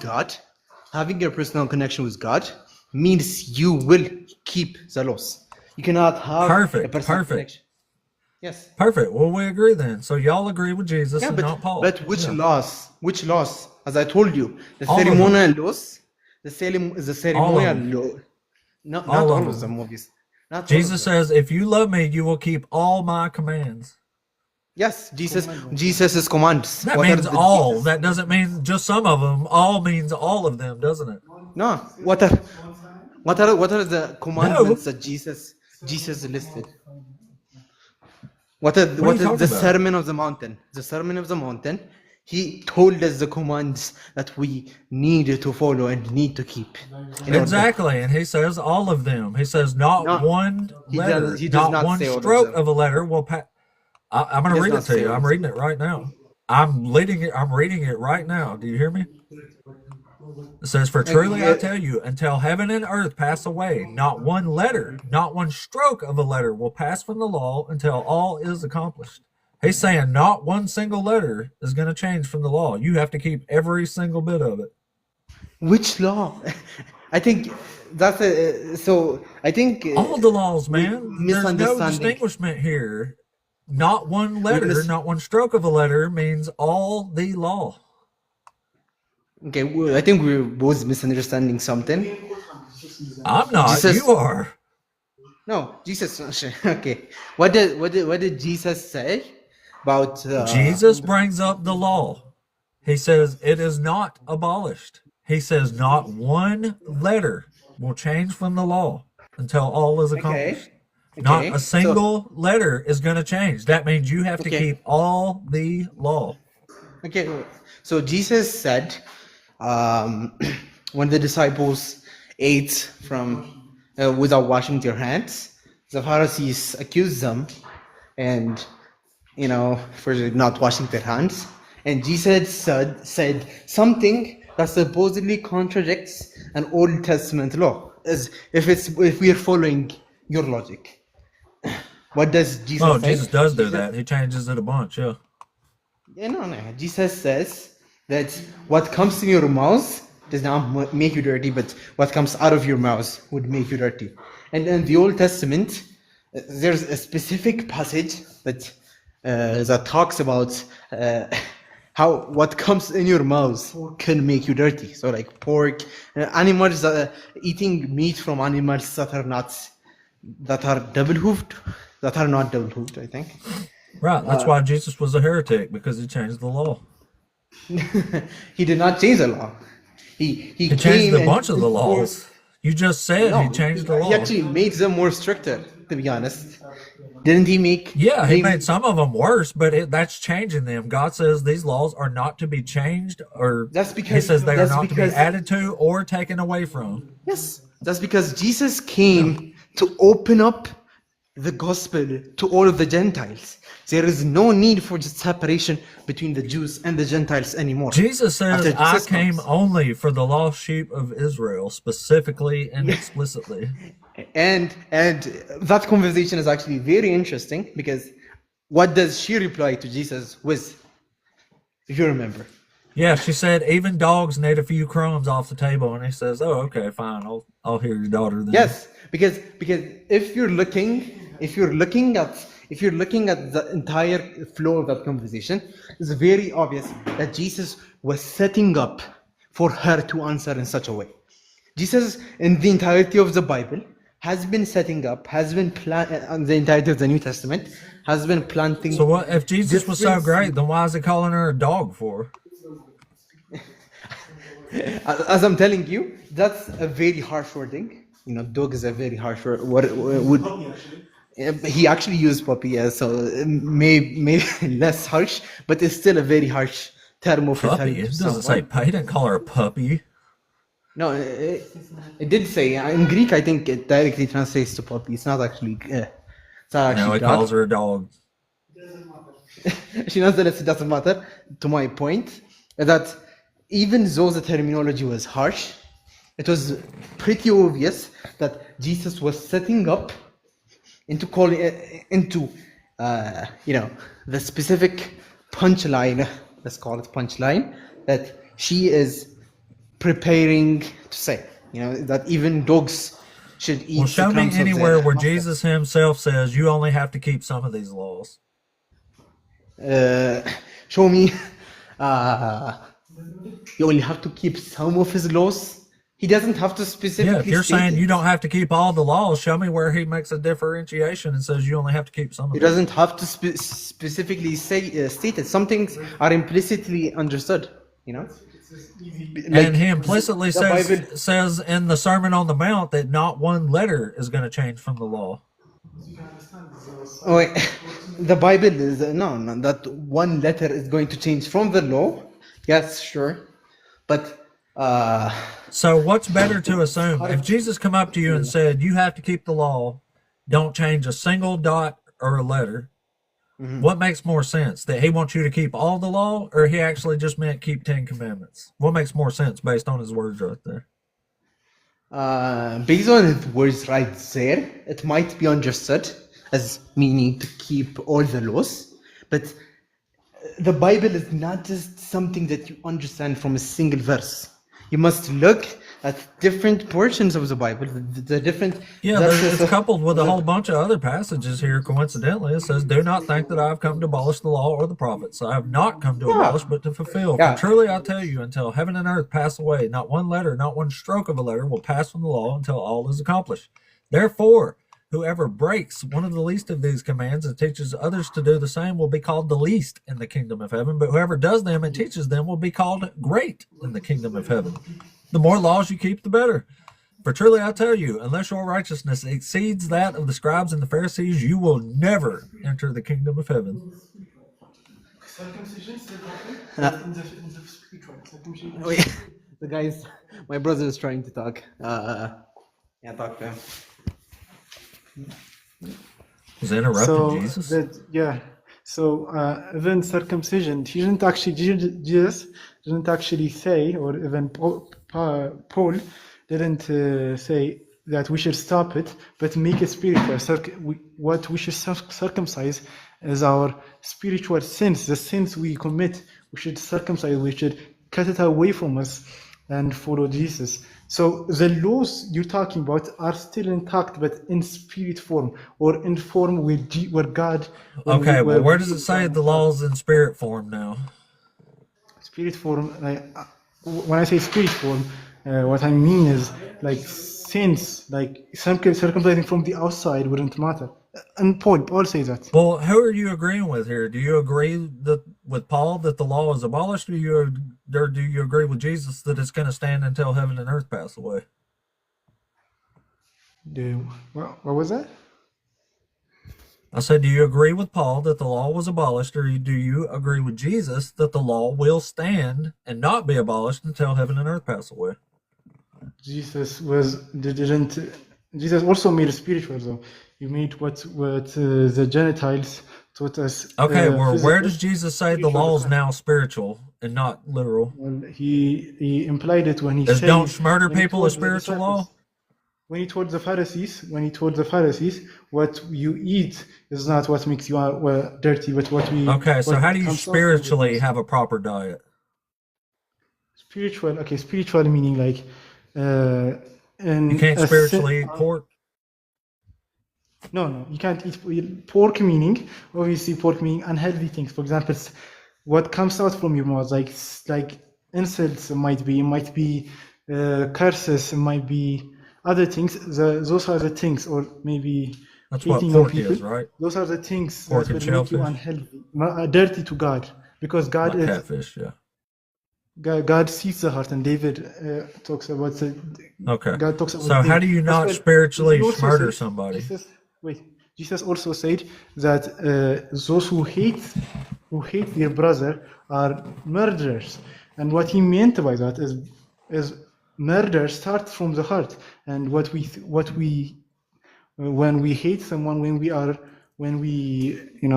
are jealous or envy someone, God sees our heart and knows that in our heart we are killers. We hate people. So we are not different to God from these people. Is what Jesus was implying when he was saying that even hating your brother, if you're hating your brother, you're a murderer. That's what he said. If you hate someone, then you're a murderer. Yeah. So Jesus was Yeah, he making said it. if you even look at a woman with lust, you're guilty of adultery. Yes, yeah, for example, pornography. It hurts people. It hurts us. The laws Jesus gave is a way of getting a perfect society. The only way to make a perfect society is when people follow Jesus' laws. If people stopped Yeah. hating, people stopped. Yeah, and if you marry a divorced woman, she's guilty of adultery, and you should stone her to death. That's in the Old Testament. What was that? No, that's what Jesus says in the what did you Sermon say? on the Mount. What did you say? Huh? It says Did if he a say- man marries a divorced woman, he commits adultery. If a man marries a married woman, yes, it's a bad thing because she already met. No, a divorced woman. And it says whoever marries a divorced woman commits adultery. What verse? What verse? That's in verse 32. What? It's in Matthew Which 5. verse? That's Jesus in the Sermon on the Mount. Matthew 5, Yeah. verse 32. Not Matthew 5, verse 32. Okay. He's searching it. And also, he also said when a prostitute was about to get stoned, he said, those without sin throw the first stone. Meaning, we Did he tell ourselves anybody cannot. not to throw a stone? Those without sin throw a stone. This is he's implying. Right. Then Did he tell them not to throw a stone? Yeah, he was implying it. He was implying it. And Jesus is the only one without sin. He said, He let didn't throw the those stone. without sin cast the first stone. He's saying, throw the sin. He's saying, throw it. What? What did you just say? He's telling them to throw it. What are you talking about? You're just lying right now. You're just lying. What? You're just lying. That's You what said, he those without says. sin. Those without sin throw the first stone. That's what he said. Throw it. Then they stopped. Then they left because they didn't stone her. Jesus. Yeah, Jesus that's said the that. point. He Yes. didn't say, don't throw the rock. Are you doing this on purpose? Are you like using wordplay? Are you? What is this? Yeah. It's called being astute. Be honest. He implied it. You don't need any. You doesn't have to say. He was weaseling out this on of having to purpose. keep the law. The law says you have to throw that rock. Yeah, those without sin. So yeah, they asked him. The laws say, yeah, the Pharisees or they asked him. The law says that we should stone her. But Jesus Yeah, and he defended. made them into sinners by making them not do that. That was a That's sin, not because- to throw the stone. Yeah, that's because specifically what's the use of upholding only some specific laws? So it's like saying, so they were trying to force Jesus into throwing it, or they were trying to stone her, while they were not actually upholding the other laws. And he's by the fact that Jesus said, "Those without sin cast the stones at her." He's basically telling them that if you have actually upholded all of the other laws, if you have not sinned and upholded all of the other laws, then you can uphold this law as well. But they clearly have not. Yeah, so They he told clearly- everybody to quit keeping the law. So Jesus is useless. He's not even following his No. own words. How so? How so? He says to keep the law until heaven and earth pass away. Yeah. So if he's letting them out of keeping the law, then he is breaking his own word by not keeping the law. He's not letting them out of keeping the law. He just caused telling them to them- sin he's just- by making them not throw the rock with his witty words. No, he's not. That was a sin not to throw the rock. No, it's not. He's telling. No, it's not a Yes, sin. it to is. The not- law says you have to throw the rock. It says you have to purge the evil from among you. Okay, nonetheless, the fact that he told them those without sin throws a rock. I know. That he's not They telling them to sinned by not not throw the doing it, though. They added to their sin. He made the situation worse. No, they look at it. If they were truly sinless, then they were free to throw the stone. They were free Yeah, to throw the that stone. means don't And throw the rock. That's what Jesus was telling them. But they were not sinless. So it's a lacking. I know. it's And if they weren't an issue sinless with them. before, they're certainly not sinless now because they sinned by not throwing the rock. No, they were sinless before, obviously. They were sinless before, and they still are sinless. They stayed sinless. And they added to their sin by not following the law further by not throwing the rock. And that's not how sin works. In Christianity, Yes, it is. Sin is transgression not- of the law. That's what it says. Sin is not some exponential function that keeps adding on. You're either a sinner or you're Wow. not a sinner. It's like That's how it's it like is. I've never even read the Bible. No, that is how it is. No, it's not. Every Don't worry, I'll yeah, read it. yes, to it you. is. No, I'll read It's it. a Don't person worry. that committed a single sin is the same as All right. a person. that Everyone who committed- commits sin is guilty of lawlessness. Sin Yeah. is lawlessness. You know that he was revealed to take away sins, and in him there is no sin. No one who abides in him sins. No one who sins has either seen him or known him. Little children, let no one deceive you. Everyone who does what is righteous, just as he is righteous. Everyone who commits sin is of the devil, for the devil has been sinning from the beginning. So, what Yes. did that say there? Oh, that's right. Sin is lawlessness. Yes. Yes. What does that have to do with my point? Your Did you- point did you- was sin is not Yeah. breaking the law, and my point No, is what it just said No, that sin is breaking the law. No, that's not what I said. I said sin is not something exponential. It's not something that adds on itself. You stated that they added on their sin. If the law says to do this and you break the law, you are a Yes, sinner. that's what I'm Right? telling you. Yes. Okay, that's so what if the sinners law before. says to throw that rock were at the sinners before. adulteress and you don't do it, you have added They were to your sinners sin by before. breaking the law. Not added.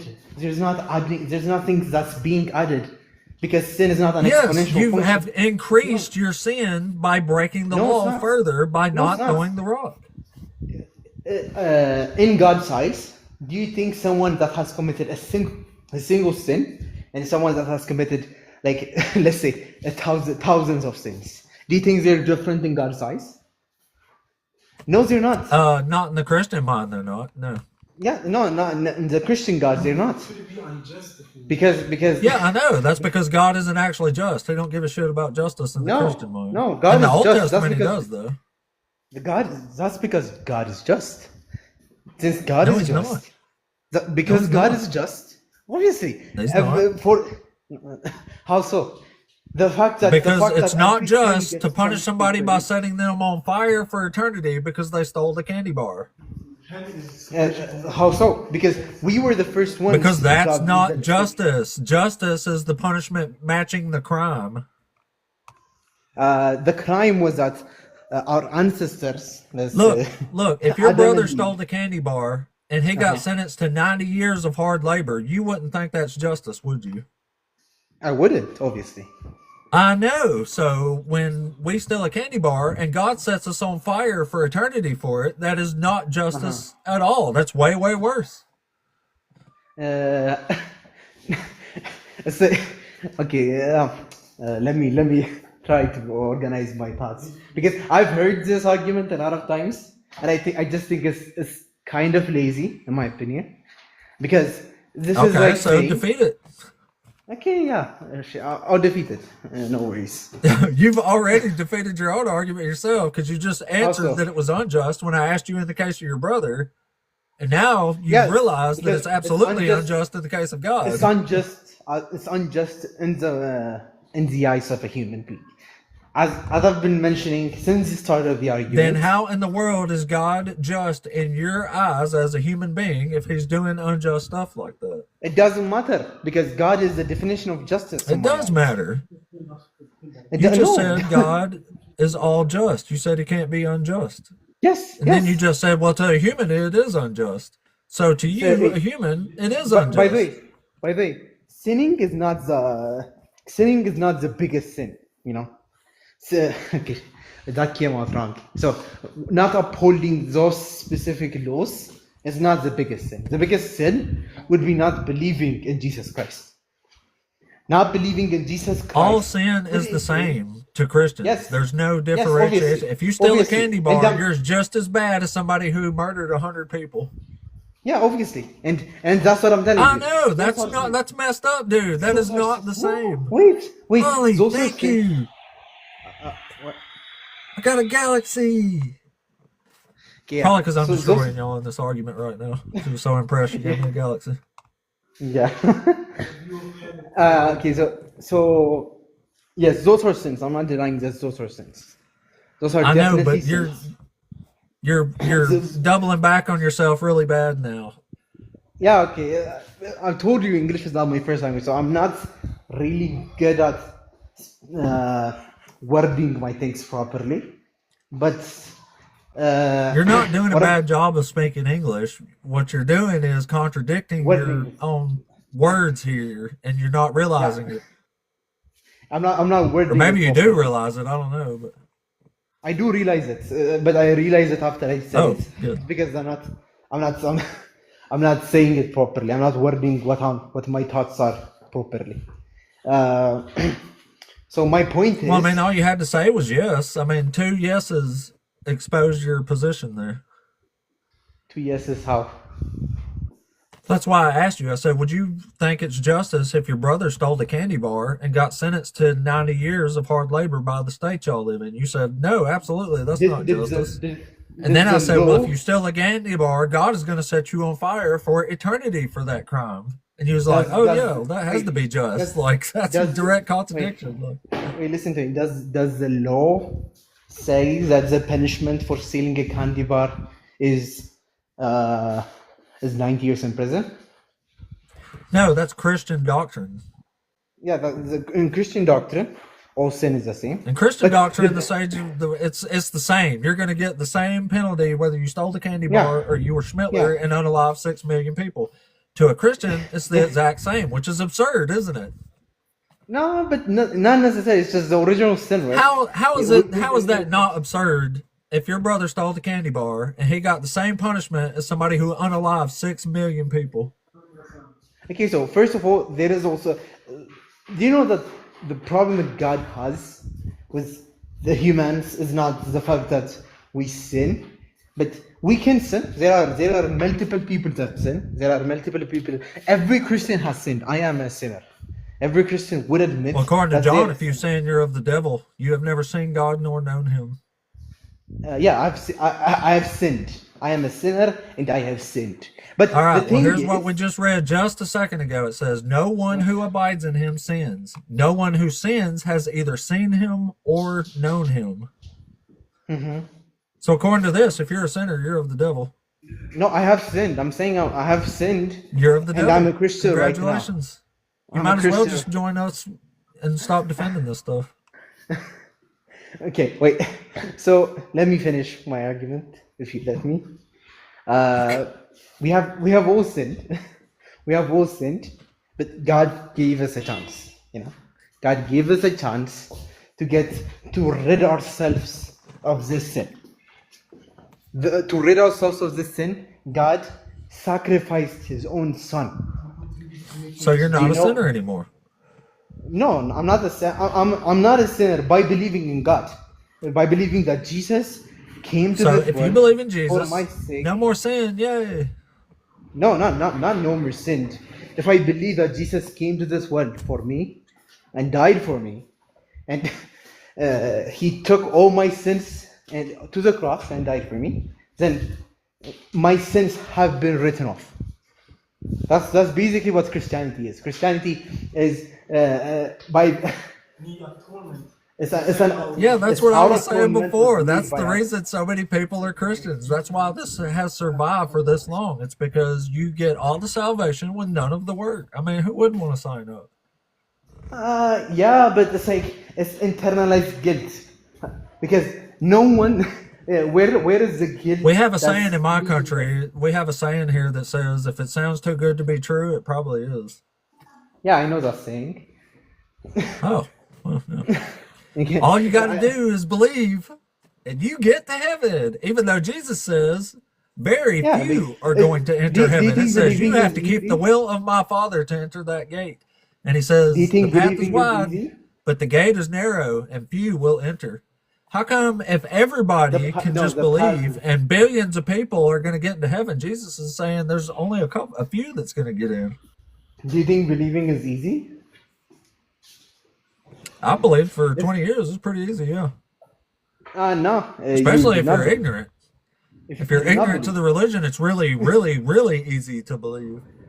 No, you don't believe. If you believe, then you would not have left it, to be honest.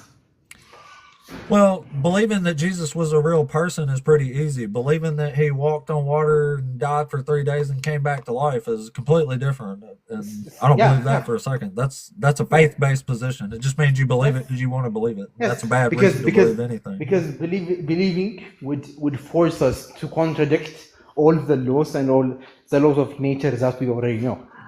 Yeah, you contradict logic itself and rationality. Like I'm not doing that personally. But. Yeah. I mean, why would a God that is beyond rationality be? I don't know. If I come up and said, "Hey, why don't you give me $100 and I'll save your soul?" I've walked on water and performed miracles and brought people back from the dead. Why don't you give me $100? Jesus is not asking you for $100, is He? I'm saying if He did, you wouldn't know the difference. You'd just be like, "Okay." No, I would. I know, Because but you wouldn't do it with me, right? I wouldn't, because you're not I asking me know. permission. That's. Do you not understand what you're saying? Wait, actually, repeat what he said. I might not have understood.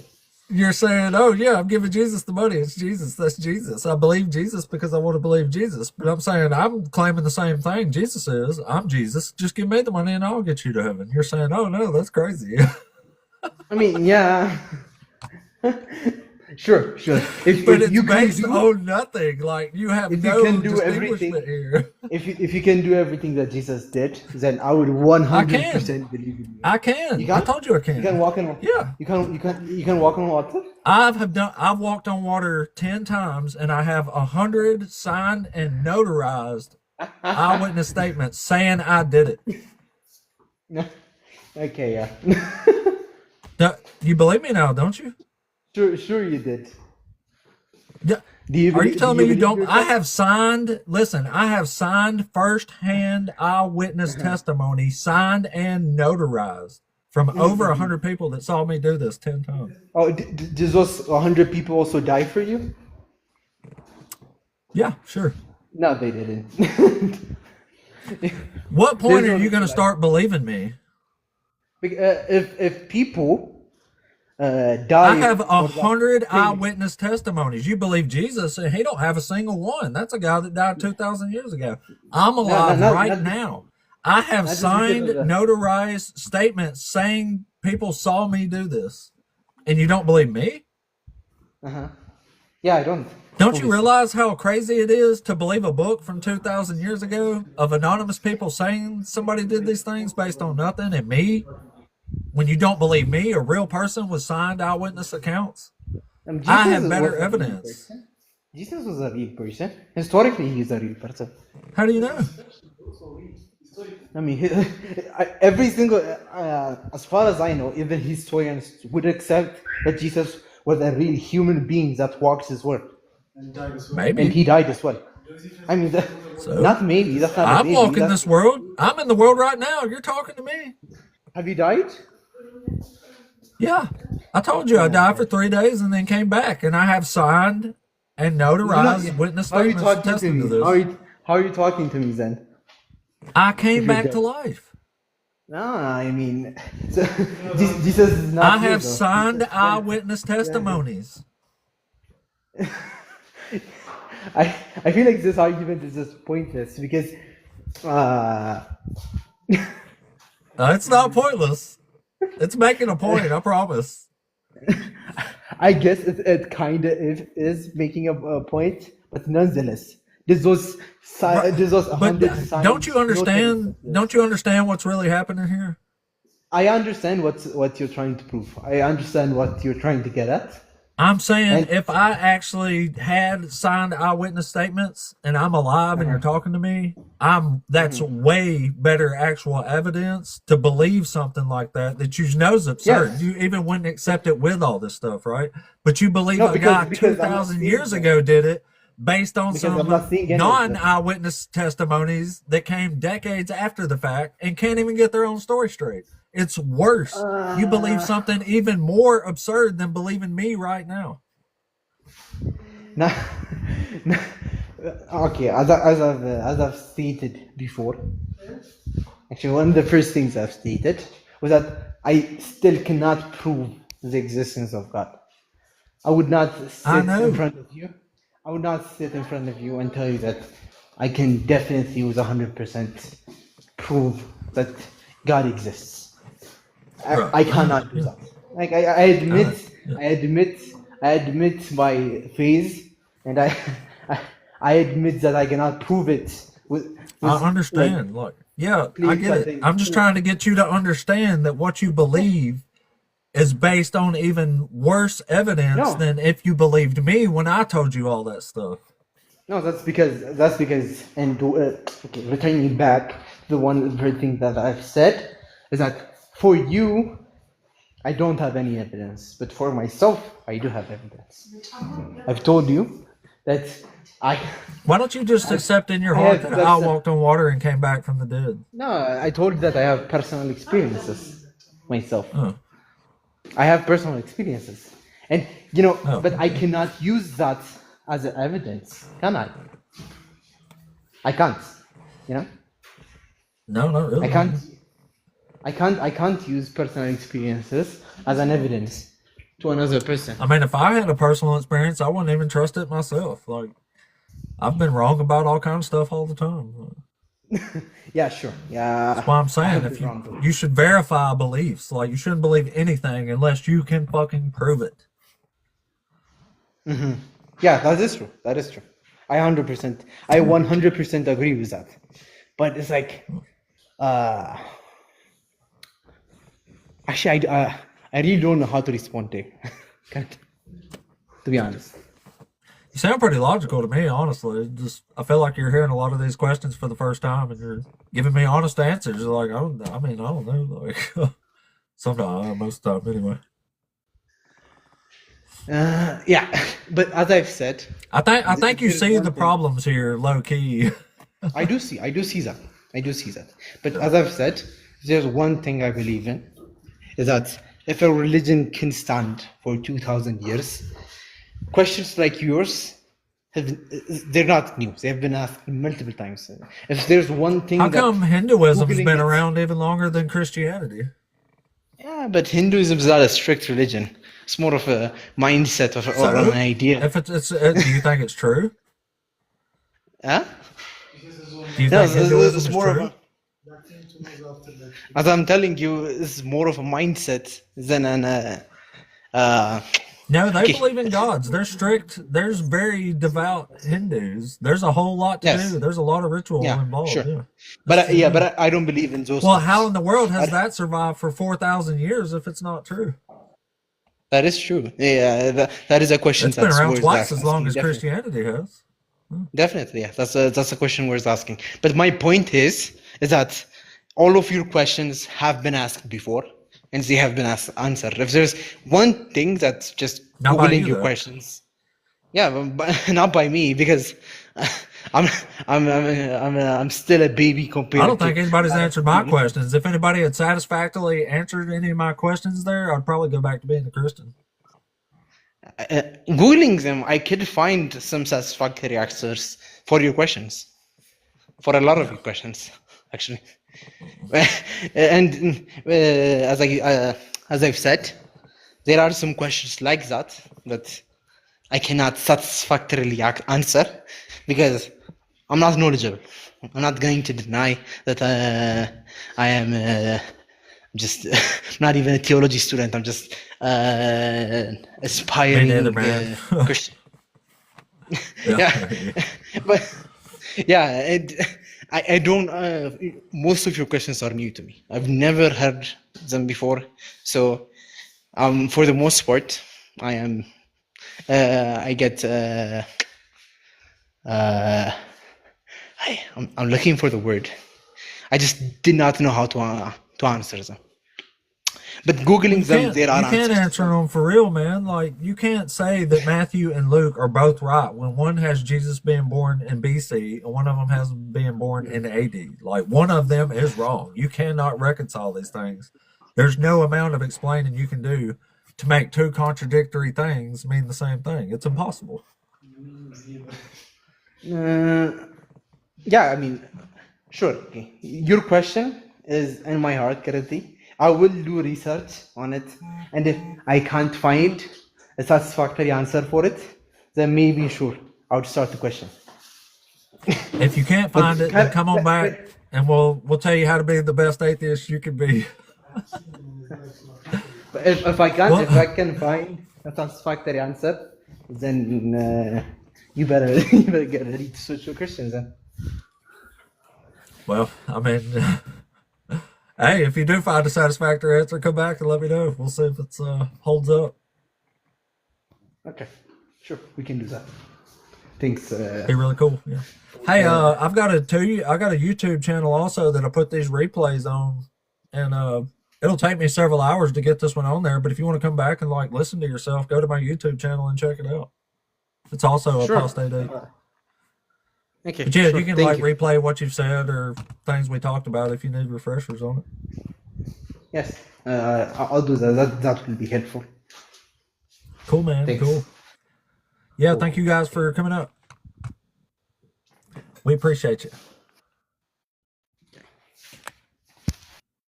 Oh, well, that was a cool conversation, I thought. It was nice, fellas. It was nice, fellas. Anyway, let me run and use the restroom real quick. And, Error, my dog, thank you so much, man. Thank you. Let me run and use the restroom. Give me a minute and a half and I'll be back. There's several people in the queue right now. Ooh, there's 0 people in the queue right now. No. Anyway, let me use the restroom real quick and then we'll figure out what we're going to do after that.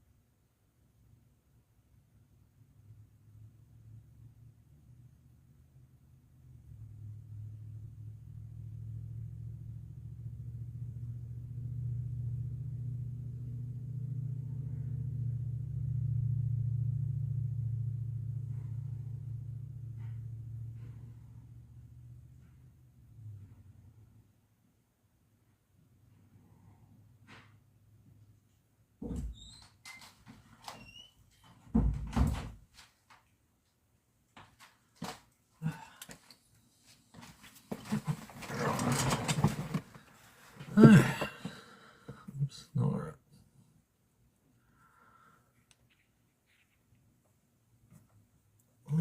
Okay. I wonder if Mama Bash is still in here. I was going to ask her. Mama Bash, if you're still in there, has the algorithm been weird for you on your lives? Or different than it was a week or two ago, whatever it was anyway? Just curious. What's up? Alright. Let's see. Oh, nobody there.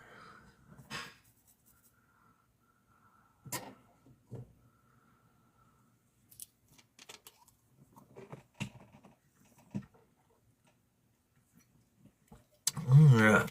I actually had to do a reset this morning before the other guy came on, which I'm glad I did now. It was a pretty good conversation there. Talked to that fella for a long time.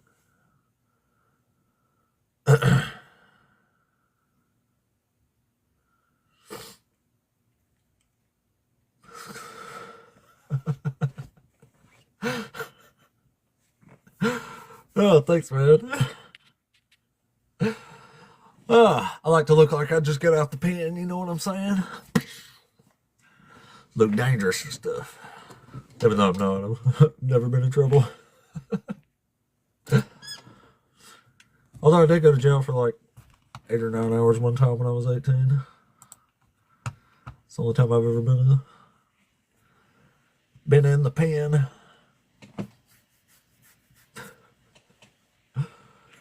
I'll tell y'all what, we'll give it about 5 more minutes and see if we get another guest. It was weird. I had to do a reset. Like, I went 20 minutes and nobody requesting it. But, and again, the algorithm is slugging compared to what it was. But either way, at one point when I was talking to the guys last there was like 6 or 7, 8 people in the guest queue. But there is zero now. Anyway, if we can get another person in the next little bit here, we'll talk to them for sure. And if not, might do something else. It's already been about 3 hours today. Started pretty early. 'Tis the Sabbath. Welcome in on the Sabbath. We'll get some more Sabbath debates going.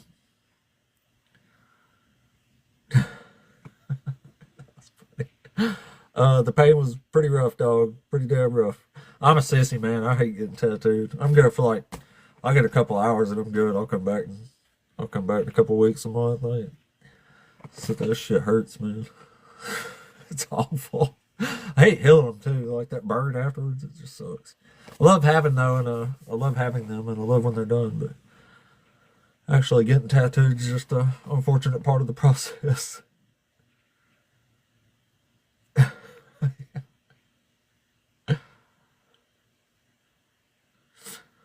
Well, if you are a Christian or one of the Hebrew Israelites, come on up and talk to us. We'll give you 4 or 5 more minutes, see if we can get another person in here. If not, I'm not gonna play a video game for a while. Actually, the new Resident Evil's coming out Friday, y'all. I actually took a day off work to play that shit. I ain't never took a day off work to play a video game, but Friday it's going down because that shit looks awesome. I fucking love the Resident Evil games. Love them. On Friday, I will play the shit. I'm going to play its brains out. It's going to be awesome.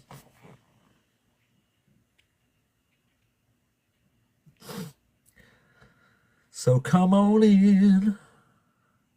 Yeah, I had a weird day yesterday. I was actually going to do yesterday and not today, but it worked out where today was a little bit better, even though Saturdays kind of suck. They're hit and miss. Saturdays are like either really good, there'll be like 150 people in here and a ton of guests, or there'll be half that and almost no guests, which was kind of the case today, where last Saturday was really good.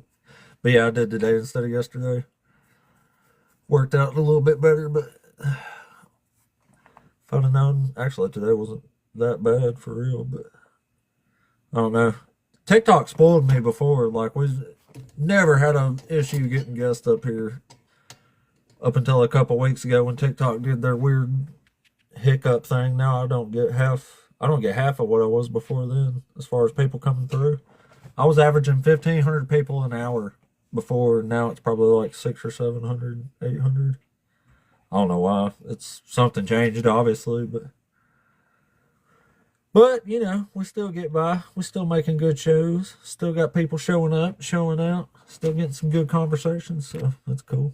I mean, what can you do, I guess, but still pretty cool, though. Still pretty cool. But yeah, I'll give it to like 10:05. We'll reevaluate there, see if we get somebody up here.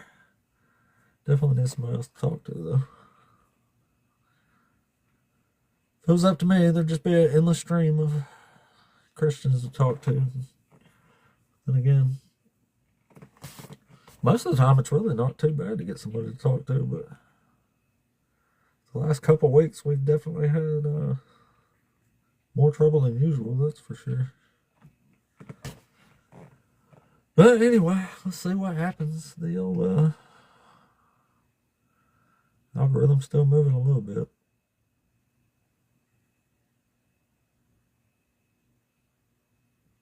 I think maybe not. It's not right now. There it goes. There, it ticked up one. Like, what the fuck, man? TikTok. What's going on with them? What is going on? Oh, logo just gets slow to a crawl sometimes. Yeah, I don't know where they're at, y'all. Ain't around on Saturdays sometimes. They observing the Sabbath.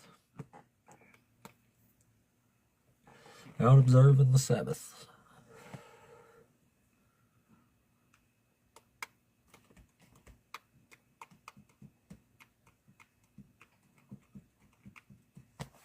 I wonder if what did I get to on this?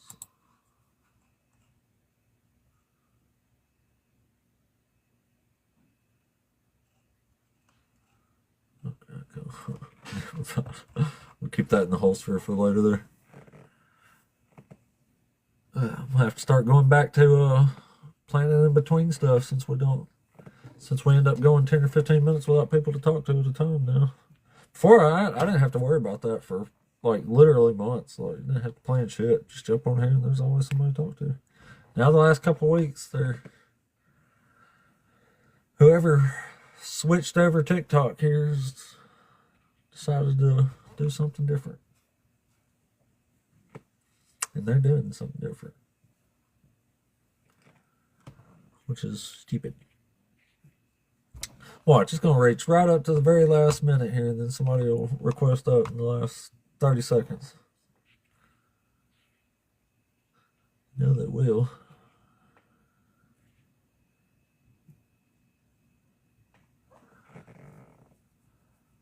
I wonder what's up. Thank you, Mama. I was curious about that. It's really strange, though. Like, I wonder why. Like, I'm not getting half. Well, ever since their little hiccup thing, my viewership in hours, or what I was saying for an hour's barely half of what it was. I don't know. I felt like before they were like gearing people toward the right built audiences for the channels, like since we all do the same things. And they were actually like using that really well, where now it just seems like they've slowed it down and completely shifted it. Which I'm not sure why. Unless they're Christians, then that would actually make sense. Yeah. It's American TikTok now.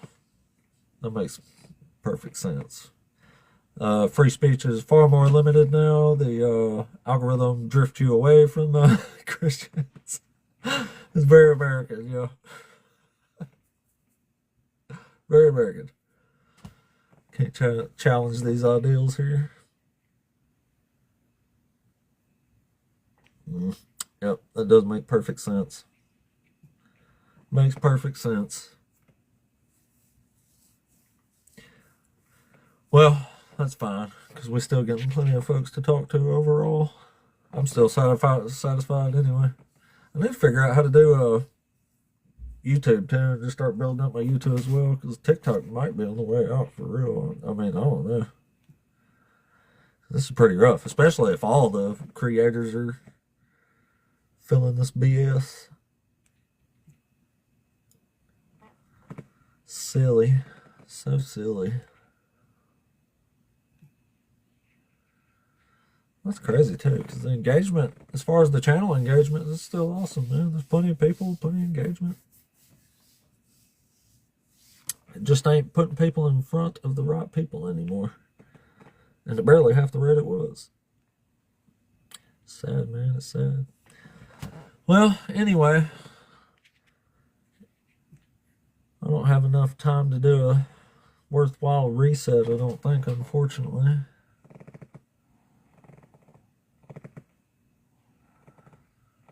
It's because they had free will. Free will is... No, it's not free will. I didn't think people that say that know the actual definition of free will. They don't seem to understand.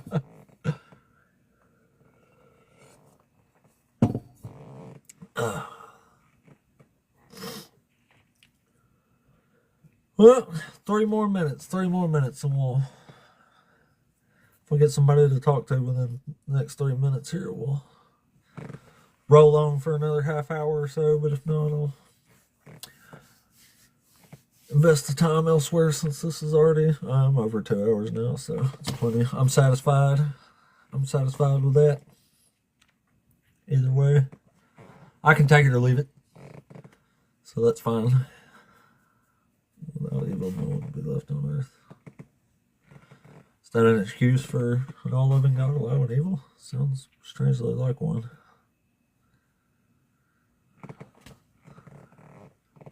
Cheese pot. Yeah, that's funny.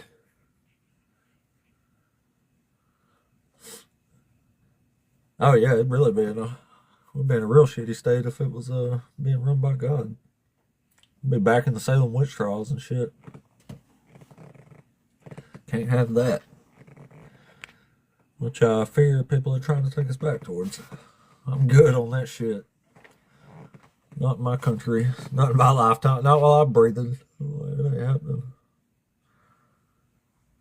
Freaking conquering and slavery and shit ain't coming back here. Not on my watch. Not happening.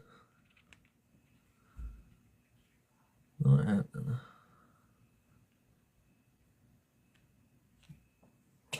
Mm-mm.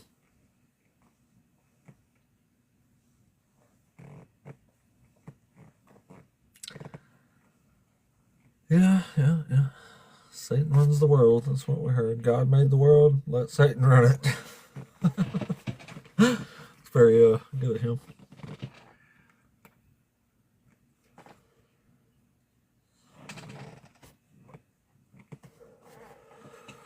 What's up, y'all? Been a rough Saturday. Last one was really good. The one before that was about like this one. It was a rough one. So you never know what you're gonna get these days. Saturdays have always been like that in my experience, though. They're either really good or really bad.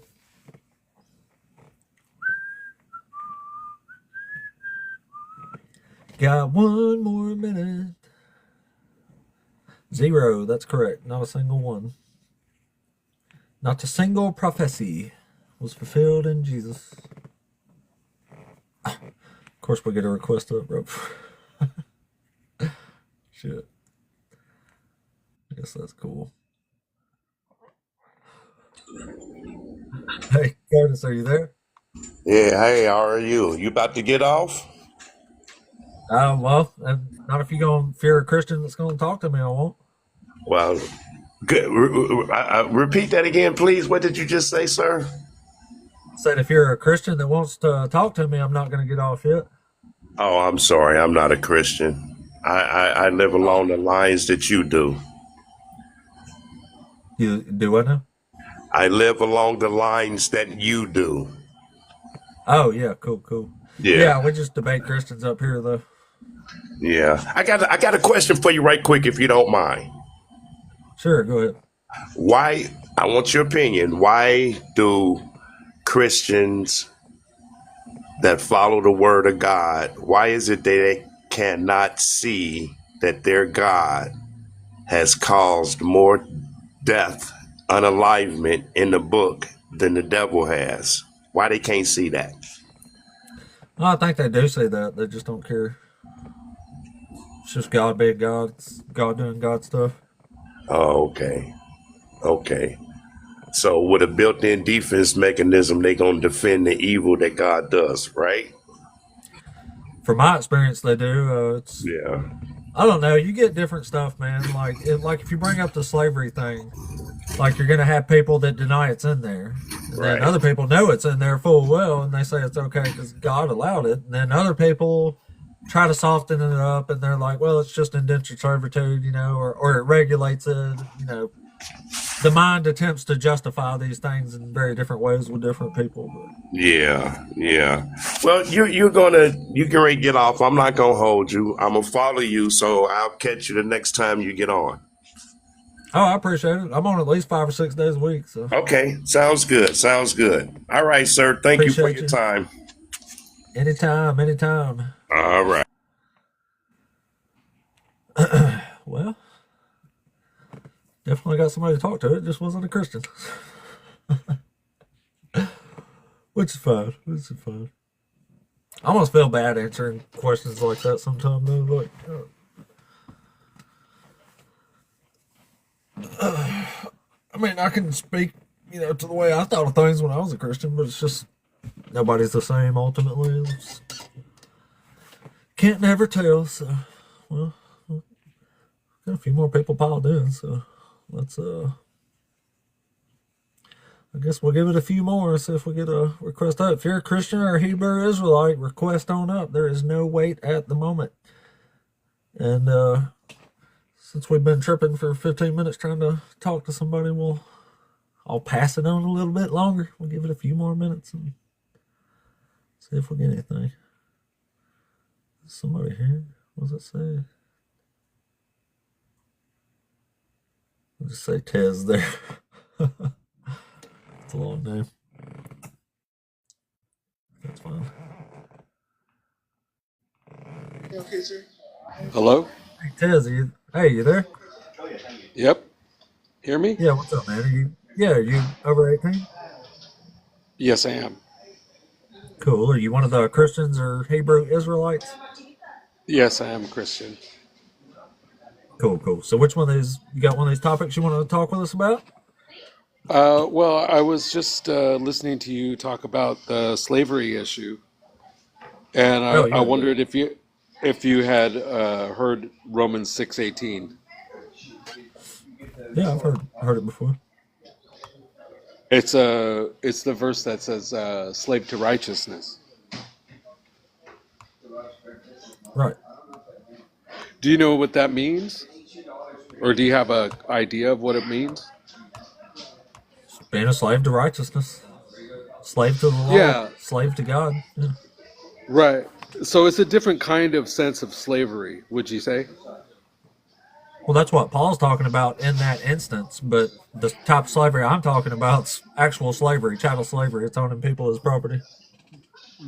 But what we're referring to is slavery towards righteousness. That's a different kind of slavery that the Well, if you Bible ask talks Paul, about. this is a different one here. This is from Leviticus and Deuteronomy and Numbers and Exodus. It's the law. Right. It's a important part that you understand that the slavery that they're talking about in the Bible is not the kind of slavery that you're thinking of, which is brutality. You know, when No, they it say totally slave, is.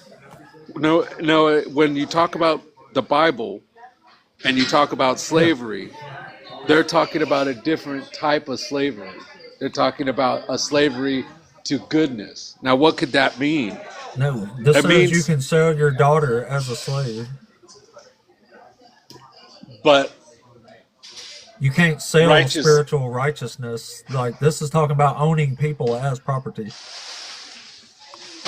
right. I Buying and understand that. purchasing people, taking them as plunder in war. This is literal stuff. It's not talking about being a slave to righteousness. Well, if you think about what the Bible is saying as a whole, I'm saying the whole thing, you have to also admit that it's also talking about being a slave to righteousness, which is different than what you're talking about. There is a It good is kind of different, but slavery, I'm talking about this and you're talking about that. but they're both in the same book. So, Yeah, but it's not talking about the same thing. I mean, saying be a slave to goodness is not the same as you can own a person as property. no. Uh, Yeah. you have to see it differently, because you can commit yourself to something, to a principle, and say, I'll do anything for that. That means that it's a good thing. Oh, well, I mean, You you can understand? consider it a good thing, but this is definitely talking about chattel slavery. Yeah, which I think in that same verse we're also saying that, there is a different kind of slavery than chattel slavery, more of a mental thing, that is superior. No, no, that's not what it's talking about in the Old Testament.